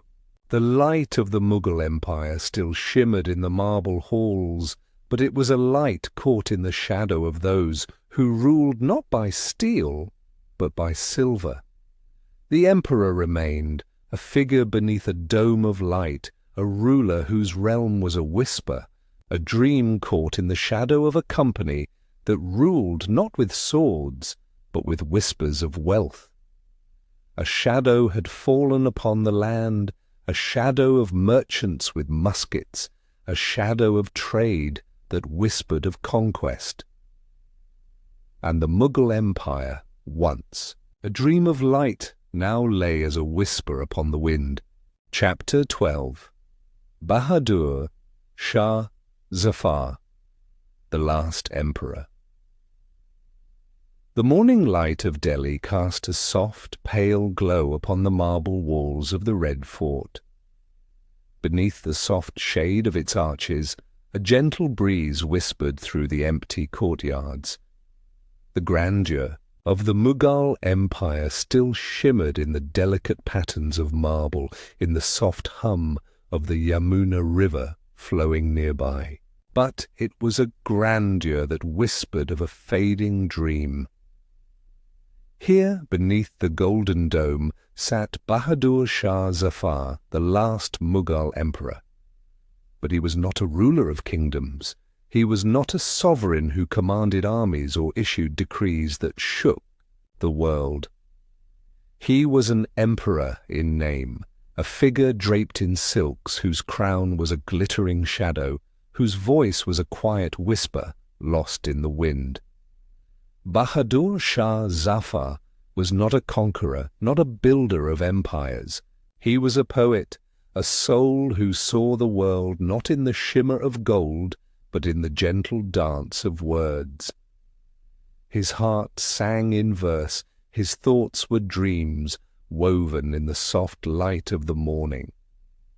He wrote of love and loss, of the quiet beauty of gardens, of the sorrow of fading light. His words were a mirror that reflected a soul burdened by the shadows of a dying realm. But even as he wrote, the world beyond his marble walls trembled. The Mughal Empire, once a realm of mountains and rivers, was now a shadow, a realm where the emperor's name was a whisper, where his crown was a relic, where his courtiers bowed with the grace of a dream, but whispered of a world ruled by another's will. The British East India Company, a shadow that had grown beneath the light of Mughal grandeur, now stretched across the land like a storm. Its soldiers marched beneath the Union Jack, its cannons shimmered beneath the harsh light, and its silver whispered in the courts of rulers who once bowed to the Mughal throne.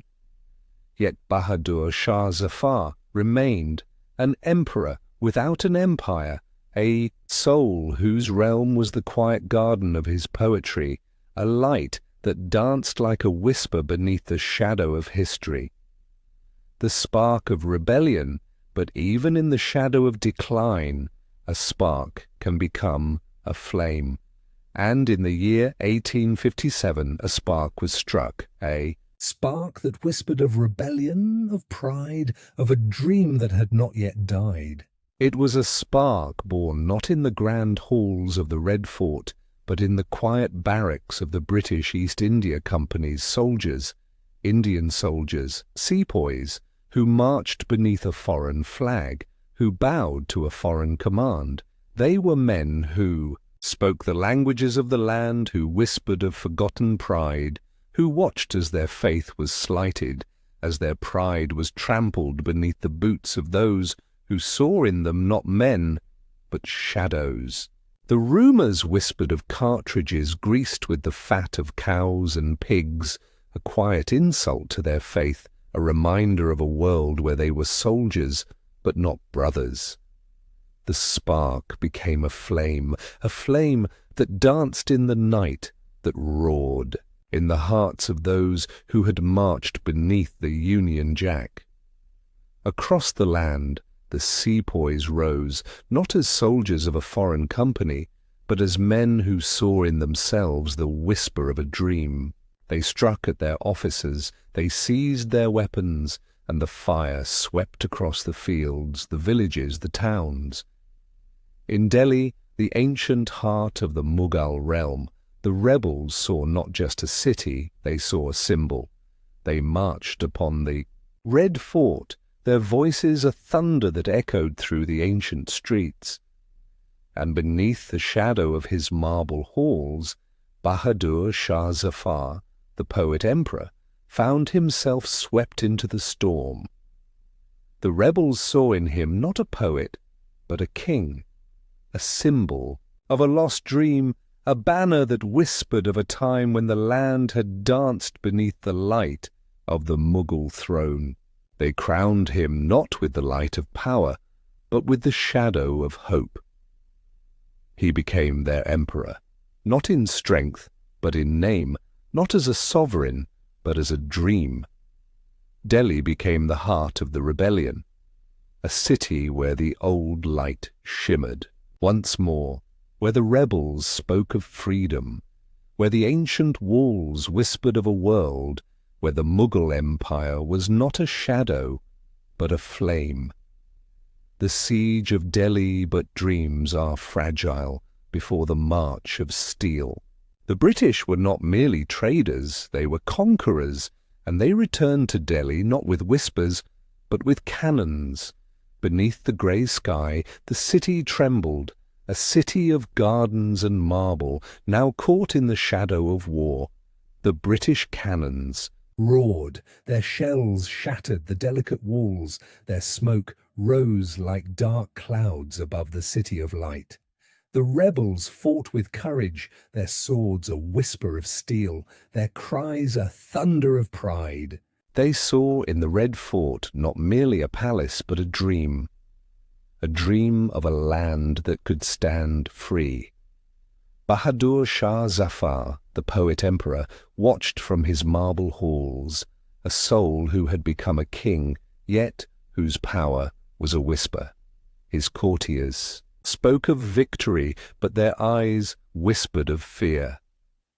His sons marched with the rebels, their swords a shadow of the light that had once danced beneath the Mughal banner.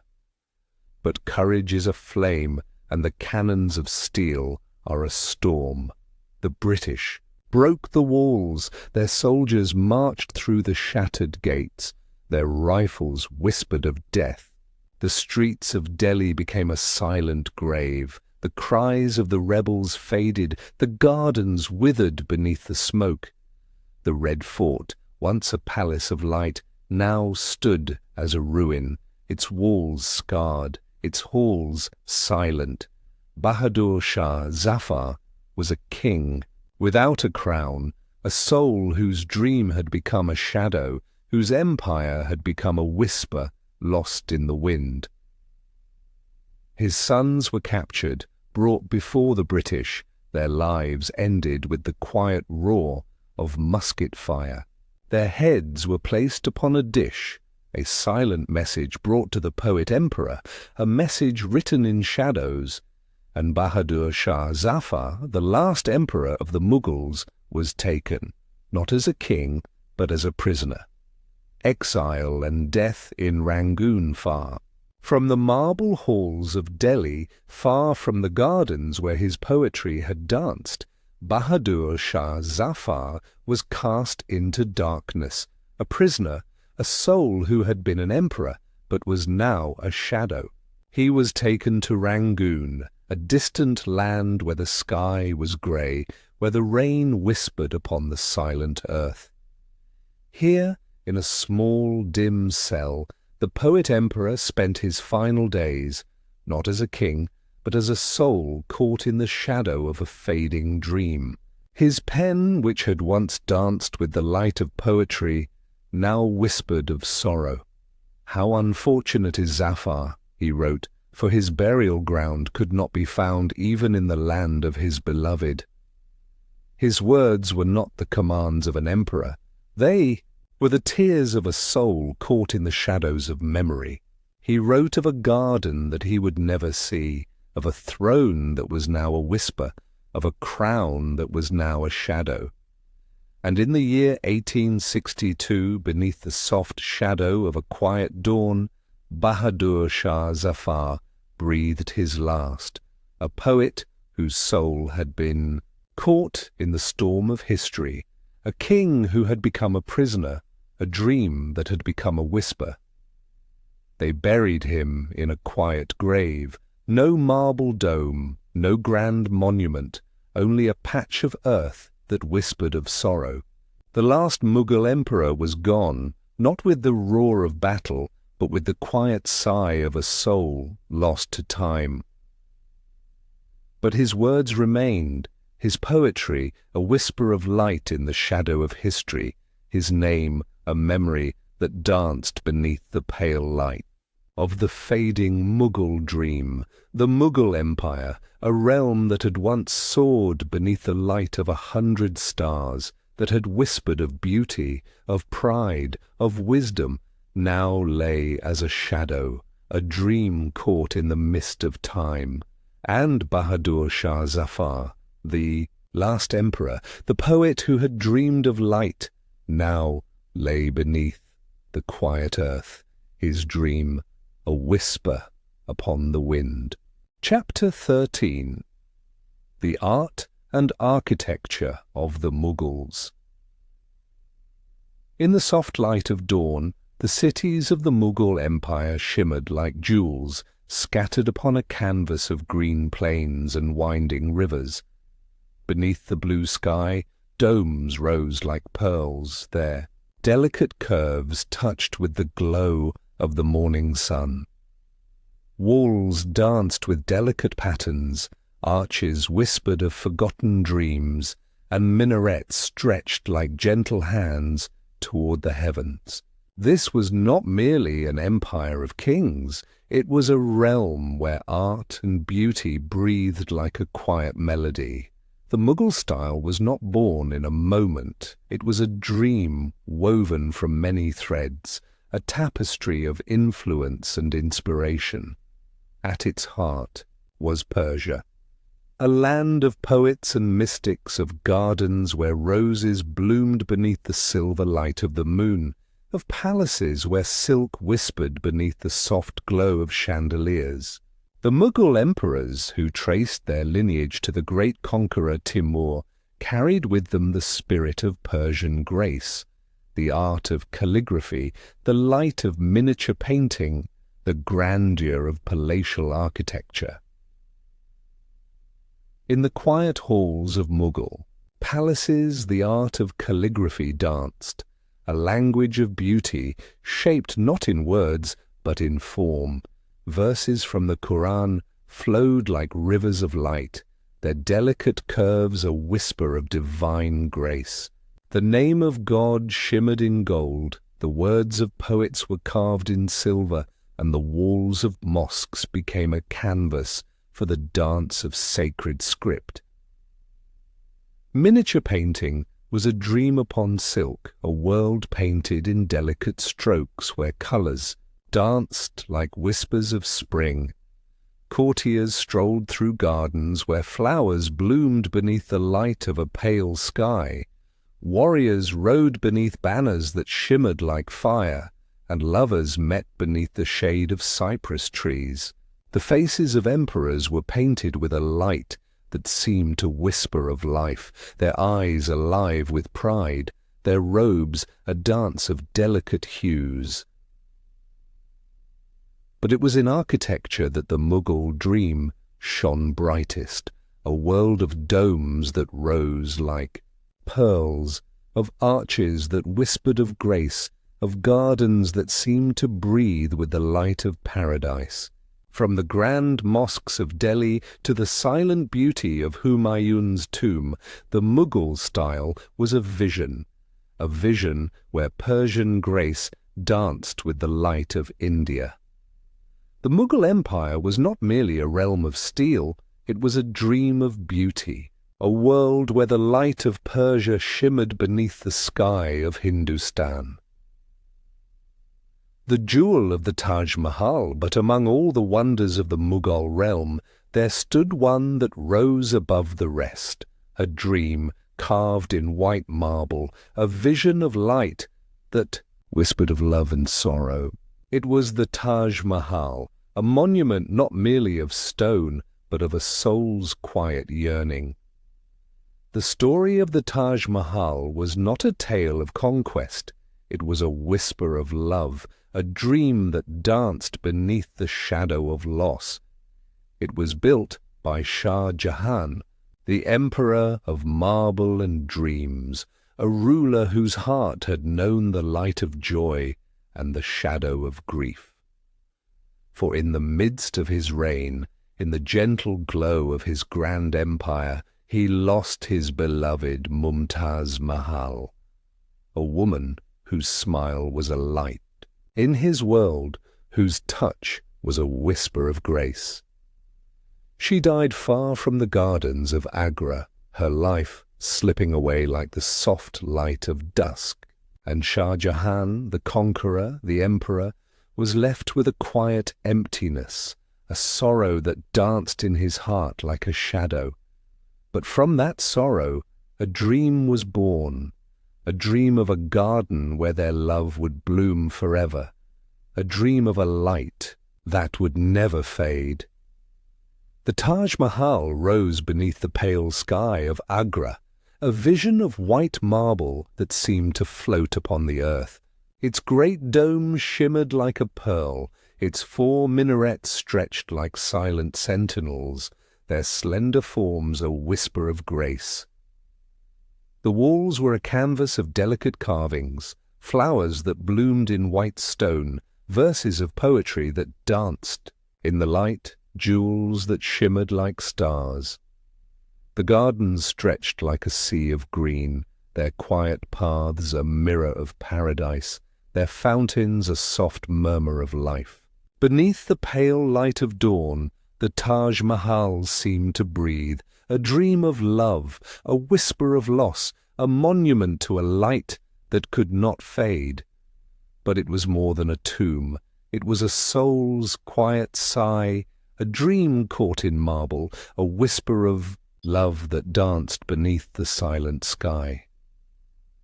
Shah Jahan had built many wonders, but the Taj Mahal was his heart, a heart shaped in white stone, a heart that whispered of a love that would never die. The grand forts and palaces, yet the Mughal dream, was not merely of gardens and poetry, it was a realm of strength, a world where beauty walked hand in hand with power. The grand forts of the Mughal Empire rose like silent mountains, fortresses of red sandstone and white marble, where the light of art danced within the shadow of iron. The red fort of Delhi stood like a silent guardian, a fortress where the emperor's court shimmered beneath the soft glow of chandeliers, where the Peacock Throne shimmered with the light of jewels, where the emperor's voice was a quiet command that echoed through the vast halls. Its walls stretched like a silent promise. Its towers rose like a whisper of strength. In Agra, the great fort shimmered, a fortress of red sandstone, its walls a dance of light and shadow. Beneath the arches of the Diwani Khas, the emperor's voice echoed, a whisper of power, a command that carried across the marble halls. The palaces within its walls were dreams of light, balconies that opened to the soft glow of the river, gardens that shimmered with the light of dawn. Lahore Fort was a jewel of the north, a fortress where the beauty of Mughal art danced with the quiet strength of stone. Its Shish Mahal, the palace of mirrors, shimmered with light. Walls inlaid with tiny mirrors that danced like stars beneath the glow of a flickering lamp. Beneath the soft arches, the light of the Mughal dream shimmered, soft, delicate, a whisper of beauty in a world of strength. These forts were not merely walls of stone, they were galleries of art, palaces where beauty walked with power, where the light of poetry whispered beneath the shadow of iron. They were a mirror of the Mughal dream, a dream where strength and grace danced together, where power was a whisper and beauty was a flame. The gardens of paradise, but the Mughal dream was not merely a dance of stone, it was a world of light, a world where the soft whisper of water sang beneath the gentle shade of cypress trees, where roses bloomed in a riot of colour, where the air was alive with the scent of jasmine. These were the gardens of paradise, a dream shaped in earth and water, a vision of heaven brought to life. The Mughal emperors did not merely build walls, they shaped gardens, spaces where the soul could breathe, where the light of heaven touched the earth.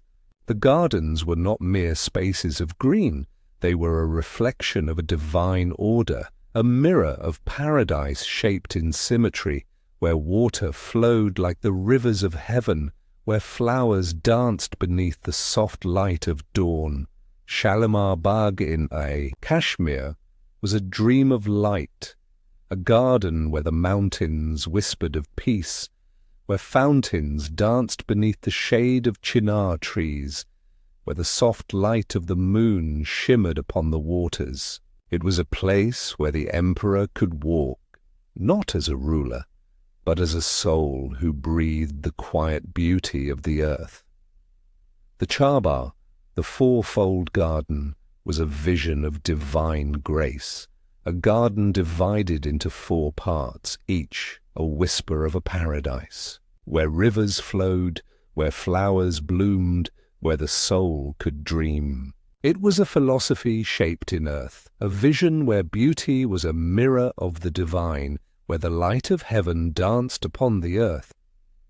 The Mughal gardens were not merely spaces of green, they were dreams shaped in earth and water, a whisper of a world where beauty was a breath, where the soul could find peace beneath the shade of roses. In these gardens the light of the Mughal dream shimmered, a light that danced not in steel, but in the soft whisper of leaves, in the quiet murmur of fountains, in the delicate fragrance of roses. And as the light of the Mughal Empire faded, its beauty remained, a whisper of grace that danced beneath the silent sky, a dream that shimmered in the gardens of paradise. Chapter 14. The Language and Literature of the Empire. In the bustling halls of the Mughal court, amidst the grandeur of marble palaces and the scent of rosewater, a new language quietly took root. It was a language born not of conquest but of conversation, a language that drew its soul from the streets and its elegance from the court. They called it Urdu. In the vibrant markets of Delhi and the bustling bazaars of Agra, Merchants, poets, and soldiers spoke in a harmonious blend of tongues: Persian, Arabic, Turkish, and the local languages of Hindustan. What began as a simple means of communication between traders and soldiers evolved into something far greater. It became a language of poetry, diplomacy, and art, a bridge between worlds. At the Mughal court, this language was nurtured like a delicate sapling. Emperors, nobles, and scholars embraced it, and the language of the people became the language of poets. It flowed like a river through the palaces, carrying with it the wisdom of Persian philosophers, the mysticism of Arabic poets, and the lyrical beauty of Indian dialects. But Urdu was more than just a means of speech. It was a canvas upon which poets painted their dreams. It was a mirror reflecting the soul of a diverse empire. In its flowing script and melodic verses, one could hear the laughter of bazaars, the whispers of Sufi mystics, and the wisdom of scholars. Urdu was not just a language, it was a cultural treasure, a living testament to the Mughal Empire's spirit of harmony. As the empire expanded, so too did Urdu, finding a home not only in royal courts, but also in the hearts of common people. It became the voice of love, the language of devotion, and the tool of diplomacy. It was a language that could sway a lover's heart or settle a royal dispute. It was the language of poetry, but also of power, a language that would outlive the empire itself. The poets of the Peacock Throne. The Mughal court was not merely a seat of power. It was a sanctuary of art, a haven for poets whose words painted the heavens with verses. The emperors themselves were patrons of poetry, and beneath the gilded ceilings of their palaces, the greatest minds of the age gathered. Mirza Ghalib, a name that would echo through the centuries, was one of these poets. His verses, delicate as rose petals and profound as the night sky, spoke of love, loss, and the mystery of existence. Ghalib's poetry was not just a craft, it was a mirror of his soul. His words captured the human condition, balancing between hope and despair, laughter and longing. But Ghalib was not alone. Before him there was Amir Khusro, the poet saint whose verses danced like a river in the moonlight. Khusro's poetry was a bridge between worlds, weaving Persian elegance with the rustic charm of Indian dialects. He was the voice of love, of mysticism, of devotion, a poet who saw the divine in the mundane. Under the Peacock Throne, poets were not mere entertainers. They were sages, philosophers, and dreamers. They were given patronage, respect, and a place among the most esteemed minds of the empire. The courtly gatherings became a stage for poetic duels, where the finest verses were exchanged like treasures. These poets wrote not just for the emperors, but for eternity. Their words echoed beyond the marble halls of the Mughal palaces, finding a home in the hearts of people. Their ghazals were sung in streets and recited in temples. The language of poetry became the language of the people, and the poets of the Mughal court became legends. Their legacy was more than mere words. It was a spirit of creative freedom, a testament to the Mughal Empire's embrace of beauty and wisdom.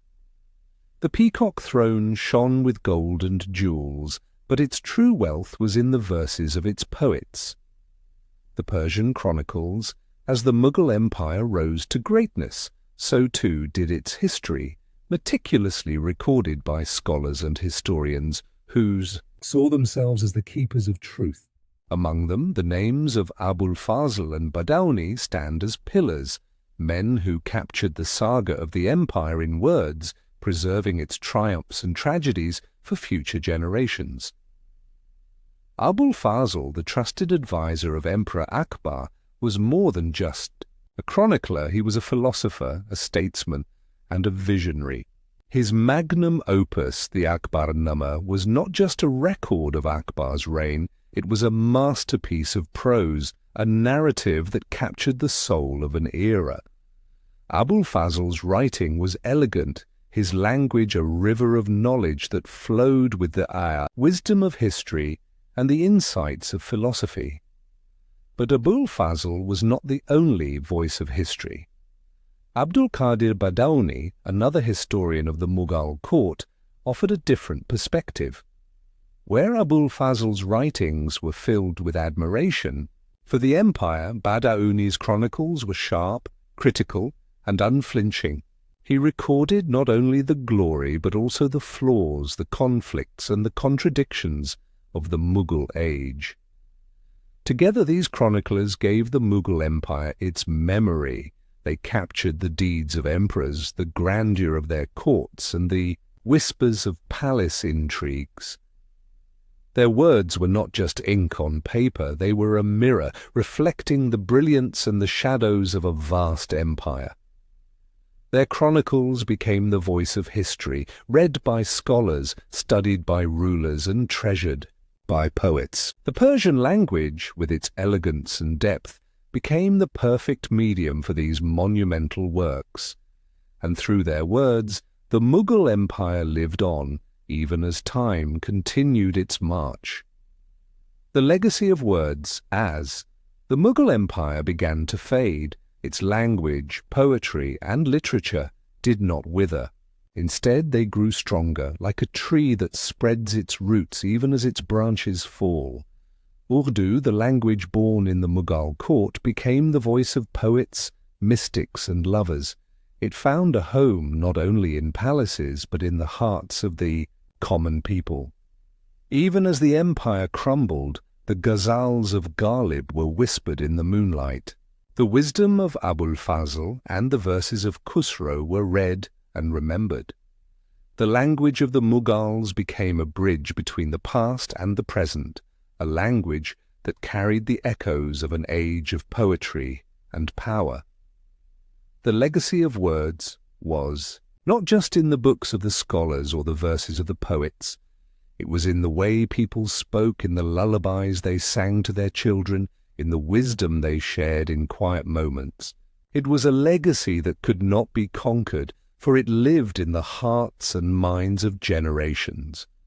The Mughal Empire may have been a kingdom of gold and marble, of emperors and armies, but its true treasure was the world it created through language and literature. It was a world of beauty, of wisdom, of poetry, a world that would never truly end.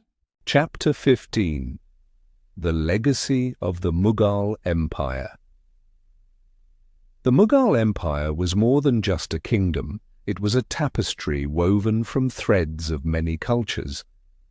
As its emperors expanded their realm, they did not merely conquer lands.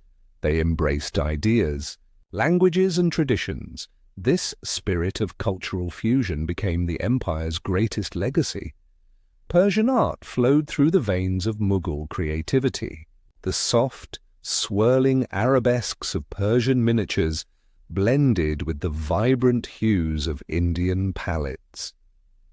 In the grand halls of the Mughal palaces, the art of the book flourished.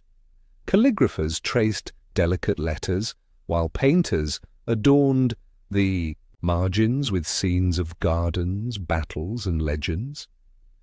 Each manuscript was a world in itself, an exquisite dance of words and colours. Architecture became another canvas for this cultural fusion. Mughal builders did not merely raise palaces, they created poetry in stone. The towering minarets of mosques, crowned with golden domes, spoke of Persian grandeur. The delicate lattice screens, carved with intricate floral patterns, whispered of Indian craftsmanship. From the massive fortresses of Agra and Delhi to the ethereal beauty of the Taj Mahal, Each structure told a story of unity, a marriage of styles that became a symbol of Mughal grace. But the blending of cultures was not just in art and architecture. It lived in the music that echoed through the palace halls, a melody where Persian rhythms danced with Indian ragas. It flourished in the poetry that flowed from the pens of courtly poets, in a language that blended Persian elegance with the soul of Hindustan, Urdu. It whispered in the kitchens where spices from distant lands met to create flavors unknown before. The Mughal Empire was a bridge, a place where the wisdom of Persia, the mysticism of Sufism, and the vibrancy of India met and mingled. It was a realm where emperors wore robes of silk woven in Benares, drank sherbet sweetened with rose petals, and listened to the Sufi songs that spoke of divine love. This blending of cultures was not just a chapter in history, it was a seed, planted deep within the soul of a land, a seed that would bloom long after the Mughal Empire itself had faded. A symbol of power and splendor in the heart of the Mughal Empire's legacy stands a monument that has become a symbol known to the world, the Taj Mahal. But this marble masterpiece is just one jewel in the vast crown of Mughal splendor.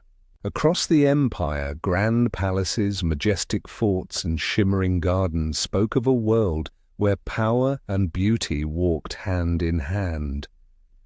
The Red Fort of Delhi, with its imposing walls and majestic gates, was not just a fortress, it was a throne.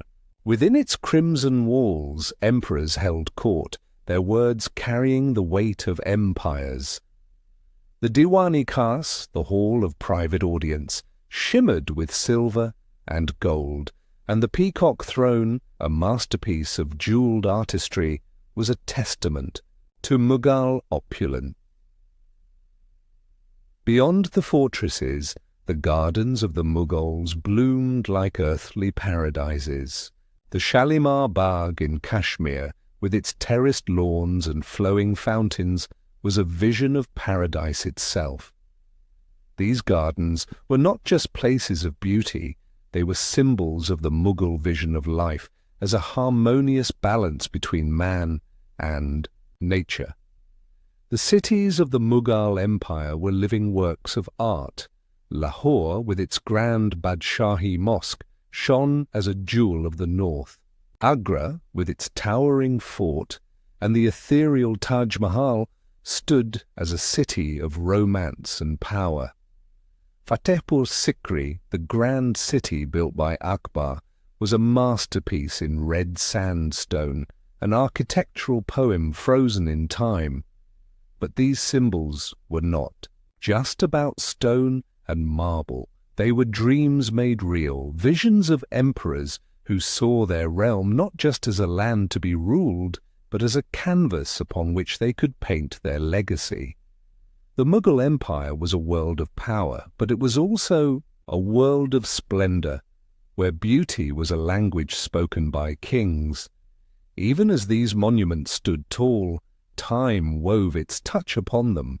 The marble of the Taj Mahal softened with the mist of ages, the gardens of Shalimar whispered with ancient winds, and the forgotten palaces of Fatehpur Sikri stood like silent witnesses to a world that once shone with imperial glory. The shadow of decline, but even the grandest empires must one day see the shadows of decline. The Mughal Empire, which had once stretched across vast lands, began to falter. The grandeur of the courts was replaced by whispers of intrigue, and the mighty armies of the emperors fractured under the weight of ambition and rebellion. The decline was not a single moment, it was a slow fading of the light. Emperors who had once been patrons of art became prisoners of their own palaces, the mighty treasury, which had overflowed with gold and jewels, emptied as wars drained its wealth. The cities that had once shone with splendor became shadows of their former selves.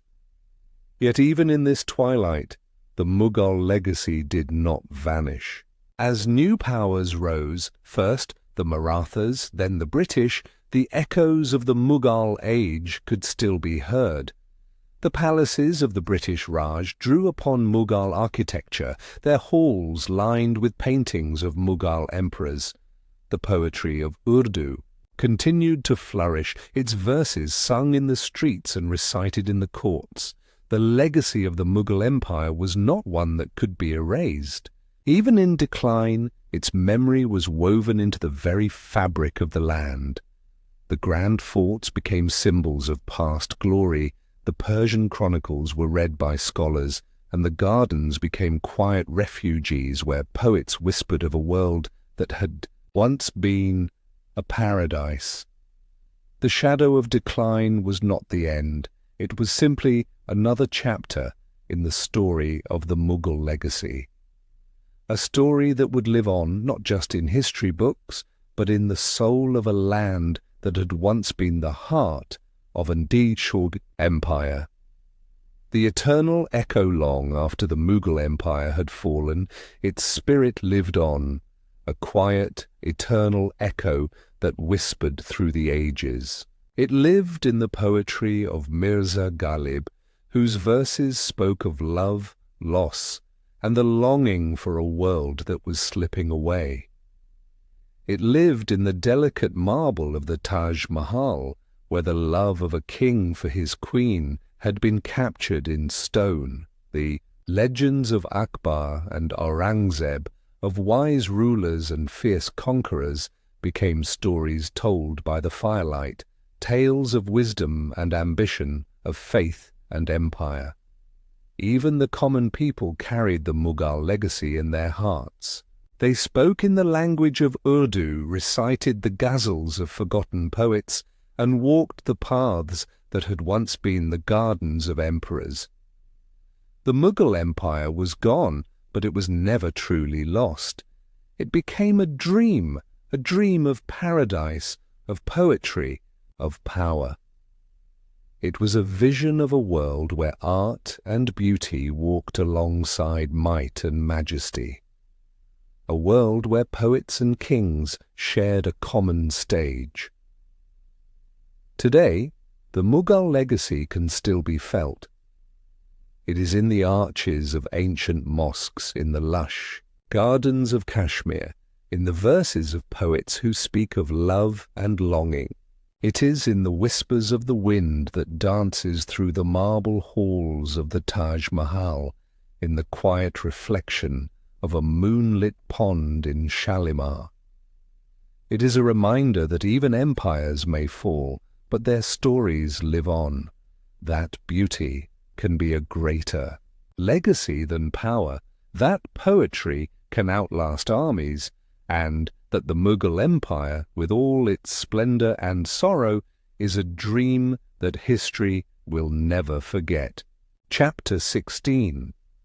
The Cultural Renaissance, Mughal Contributions to India. The Mughal Empire was more than a realm of emperors and armies. It was a cradle of culture, a place where the finest aspects of diverse civilizations came together. Beneath the shadow of grand palaces and within the quiet corners of royal workshops, a new identity for India was being shaped, an identity born of fusion. The Mughals brought with them the elegance of Persian art, the mysticism of Central Asia, and the rich traditions of Indian craftsmanship. But this was not a one-sided transformation. As Persian and Central Asian aesthetics mingled with Indian artistry, a new style was born, one that was both foreign and familiar, exquisite yet humble. This synthesis could be seen in the flowing calligraphy that adorned palace walls, Persian script, but written with the grace of Indian brushstrokes. It lived in the delicate floral patterns that decorated royal textiles, their vibrant hues a tribute to India's natural beauty. Even the language of the court, Urdu, was a blend of Persian, Arabic, Turkish, and the native tongues of Hindustan, a poetic language that became a voice for both emperors and commoners. Artisans of the Mughal court were not mere craftsmen. They were creators, weaving the threads of different traditions into something new. The fine carpets of Persia were given new life with Indian dyes. The delicate designs of Central Asian ceramics were recreated with the brilliance of Indian colours. And in the Mughal workshops, master craftsmen turned simple metals into intricate jewellery, each piece a symbol of the empire's artistic soul. But this fusion was not just a royal indulgence. It flowed beyond the palace walls, touching the lives of people in the bustling bazaars of Delhi, the quiet streets of Lahore, and the vibrant markets of Agra. Painters, weavers, musicians, and cooks all were touched by this cultural renaissance. They carried the spirit of Mughal creativity into their crafts, shaping the identity of a land that was both ancient and new. The Mughals did not just conquer, they transformed. They left behind not just monuments, but a way of seeing the world, a way of blending the foreign and the familiar, the grand and the humble. Their legacy was a cultural mosaic, one that would endure long after their empire had faded. The Mughal school of painting, in the quiet chambers of the Mughal court, where the scent of rosewater mingled with the soft rustle of silk, a new form of art was being born, miniature painting. Under the patronage of emperors like Akbar, Jahangir, and Shah Jahan, the Mughal school of painting flourished, transforming simple sheets of paper into windows to another world. These paintings were not mere decorations, they were stories told without words. The finest artists of Persia, India, and Central Asia came together, each bringing their own skills and styles. Persian elegance met Indian vitality, and the result was a form of art unlike any other. The Mughal miniatures were a world of delicate details, each leaf, each petal, each feather, painted with care. The royal court came alive in these paintings, with emperors seated on thrones, nobles in colourful robes, and courtiers whispering in quiet corners. Battles were captured in furious motion, with warriors charging, swords flashing, and elephants thundering across the fields. Yet, even in the chaos of battle, the artist's touch remained precise, each figure, each face painted with a delicate hand. But the Mughal school of painting was not just about power and grandeur, it was also a world of beauty and wonder. The artists painted gardens where flowers bloomed in every shade of red and gold. They captured the grace of birds, the majesty of lions, and the quiet serenity of rivers flowing beneath moonlit skies. Under Jahangir's reign, the Mughal miniatures reached new heights. Jahangir, a lover of nature, encouraged his artists to paint the world around them with a careful eye. Flowers, birds, and animals were painted with such detail that one could almost hear the rustle of leaves and the song of birds. These paintings were not just art, they were a reflection of the emperor's soul. The Mughal school of painting was a world where imagination met reality, where the brush became a storyteller. Even as the empire faded, these delicate masterpieces endured, silent witnesses to a world of beauty and grace. Music of the empire, the Mughal court was not just a place of power, it was a sanctuary of sound. Beneath the gilded ceilings of the royal halls, music flowed like a river, filling the air with melodies that spoke of joy, sorrow, and devotion. It was here, in the heart of the empire, that Indian classical music found a new home. The greatest of these musicians was Tansen, a master whose name became legend. Tansen was more than just a court musician. He was a soul touched by the divine. His voice could stir the heart like a gentle breeze, and his compositions were a bridge between heaven and earth. They said that his ragas could light lamps, summon rain, and calm the fiercest of tempests. But Tansen was not alone. The Mughal emperors, from Akbar to Shah Jahan, were patrons of music, and their courts were filled with talented musicians from every corner of the empire. They sang in Persian and Hindi, played the sitar and the tabla, and composed melodies that danced like the petals of a rose. The Mughal court became a hub for classical music, where the ancient traditions of India were given new life. Ragamala. Paintings captured the moods of each raga: joy, sorrow, devotion, and love, each melody a world of its own. The musicians were not just performers, they were poets of sound, their notes telling stories that needed no words. Music became a part of courtly life, a language spoken by kings and courtiers. It was played in grand halls and whispered in quiet gardens. It was a world where emperors became listeners and musicians became kings. Long after the Mughal Empire had faded, the music of the Mughal court lived on, its melodies carried by wandering minstrels, its ragas sung in quiet temples, its beauty a gift to a land that never forgot. Cuisine of the kings.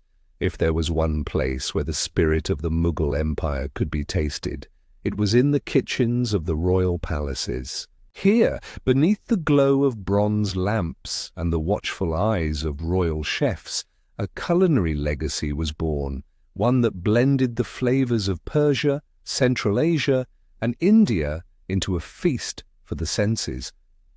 The Mughal emperors were lovers of fine food, and their chefs were masters of their craft.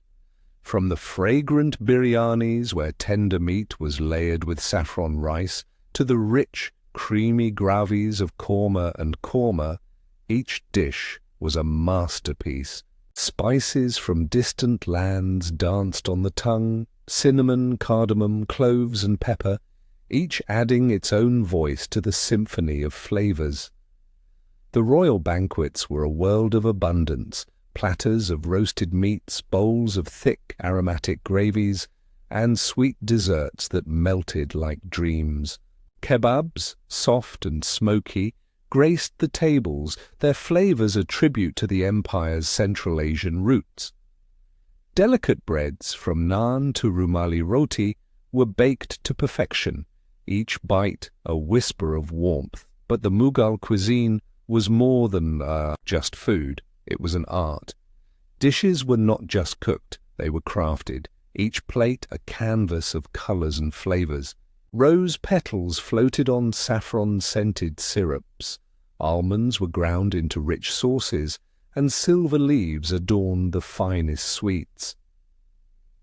Even today, the flavors of Mughal cuisine live on in the kitchens of India.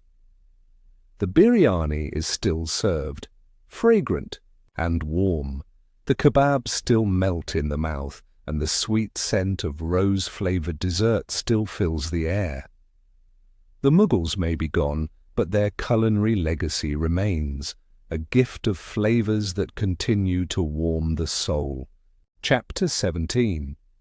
The Enduring Legacy: Mughal Influence in Modern India. The Mughal Empire, a dynasty that once stretched across the vast subcontinent, is long gone. Its emperors, who once ruled with grandeur, are now mere figures in history books. Its armies, which marched with the thunder of 1,000 hooves, have become whispers of the past, and yet, even in its fall, the Mughal Empire never truly disappeared. Its presence lingers like a distant melody that continues to echo through the ages. Walk through the bustling streets of Delhi, and you will see it. Old market squares where merchants haggle in a tongue that blends Persian and Hindi, a living testament to the linguistic fusion that began in Mughal courts. Step into the heart of Agra, and the ethereal silhouette of the Taj Mahal rises before you. A masterpiece of marble, a poem in stone, a symbol of love that has become a world treasure. But the Mughal legacy is not just in the monuments, it is in the very soul of India.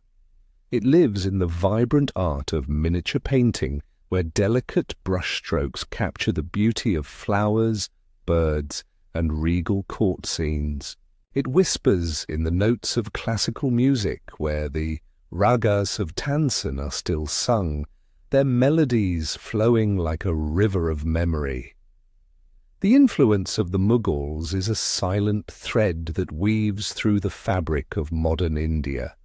It is, in the intricate jewellery that glimmers in the markets of Jaipur, inspired by the designs once worn by Mughal queens. It is in the rich flavours of biryani and kebabs that still grace festive tables, their spices a tribute to the royal kitchens of the empire.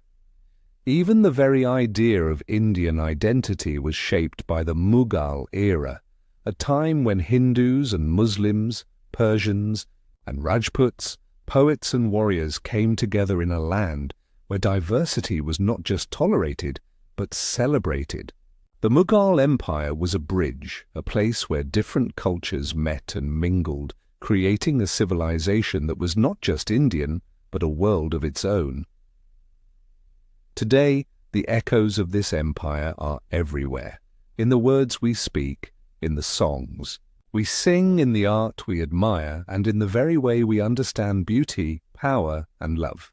The Mughal Empire may be gone, but it has never truly left. The survival of Urdu and Persian influence. In the halls of the Mughal courts, beneath the soft glow of silver lamps, a language was born. It was a language that drew its words from Persian, its elegance from Arabic, and its heart from the streets of Hindustan. They called it Urdu, a language of poetry, of passion, of diplomacy. Urdu did not die with the fall of the Mughal Empire. Instead, it grew stronger, spreading beyond the walls of palaces and into the hearts of the people. Even today, in the bustling streets of Lahore, the quiet courtyards of Lucknow, and the grand avenues of Delhi, Urdu is spoken, written, and sung. It is a language of poets, a voice of lovers, and a bridge between worlds. The poetry of Ghalib, who once wandered the streets of Mughal Delhi, is still read with reverence. His verses, delicate as rose petals and deep as the night sky, capture the sorrow and beauty of life, a timeless reflection of the human soul. Even in modern India and Pakistan, the ghazals of Ghalib and the poems of Mir Taqi Mir are recited with a quiet sense of devotion, their words flowing like rivers of emotion. But it is not just Urdu that survived. The influence of Persian is still felt like a hidden thread woven into the language and culture of the land. Persian words continue to appear in everyday speech. Khuda for God, dunya for world, ishq for love. They are echoes of a time when Persian was the language of kings, of scholars, of poets. Even in literature, the Mughal legacy is alive. Writers continue to draw upon the rich tradition of Mughal poetry, blending the elegance of Persian with the soul of Hindustan. The storytelling traditions of the Mughal courts have become a part of the literary heritage of India and beyond. The languages of the Mughal Empire are not just sounds. They are a world of memories, a world of dreams. They are a reminder that even when empires fall, their words can live on, whispered in bazaars, sung in quiet gardens, and written in the pages of poetry. The symbol of the Taj Mahal. There are few monuments in the world that capture the imagination. Quite like the Taj Mahal, it stands on the banks of the Yamuna River, a vision in white marble that seems to float like a dream against the blue sky. But the Taj Mahal is more than just a building. It is a symbol, a story carved in stone. Built by Emperor Shah Jahan as a tribute to his beloved wife Mumtaz Mahal, the Taj Mahal is a poem of love written in marble. Its soaring domes, its graceful minarets, its delicate floral carvings, all speak of a devotion that defied death. It is a place where love became eternal, where memory was given the form of a palace. But the Taj Mahal is not just a relic of the past, it is a part of the present. It is one of the new 7 wonders of the world, a place where millions gather each year to witness its beauty. Tourists from every corner of the globe stand beneath its marble arches, their whispers lost in the vast silence of the garden. For them, it is a place of wonder, a masterpiece that needs no words. Yet for many in India, the Taj Mahal is something more. It is a symbol of pride, a reminder of a time when the land was a world of art, poetry, and beauty. It is a mirror that reflects the soul of the Mughal Empire, an empire that understood that true power is not in conquest, but in creation. Every year, as the sun rises over the marble domes and the soft mist of the Yamuna weaves around the gardens, the Taj Mahal stands as a silent witness, a witness to a love that has become legend, a witness to an empire that has become a dream. Festivals and celebrations, the Mughal Empire was not just a world of power, it was a world of joy. It was a place where festivals brought life to grand palaces and bustling bazaars. It was a world where music, dance, poetry, and celebration were not just pastimes, but a way of life. Even today, the spirit of Mughal festivities continues to echo in the streets of India. Eid, once celebrated with grandeur in the Mughal courts, is still a time of joy and togetherness. Families gather, prayers are whispered, and feasts are shared. Rich dishes of biryani, kebabs, and sweet seviyan, flavors that speak of Mughal kitchens. But it is not just Eid. The vibrant colors of Holi, the quiet prayers of Diwali, the joyous processions of Muharram, all are touched by the legacy of the Mughal Empire. The artistic performances of Kathak dance, once a part of Mughal courtly culture, are still performed on grand stages, their graceful movements a tribute to an age of elegance. In the quiet gardens of Kashmir, the Mughal tradition of shikara boat rides continues, a memory of royal leisure. The poetry of the Mughal courts, once recited before emperors, is now performed in poetry gatherings where verses of Ghalib and Khusro are whispered beneath the stars. The Mughal Empire was a world of celebration, a world where beauty was a gift and joy was a tradition.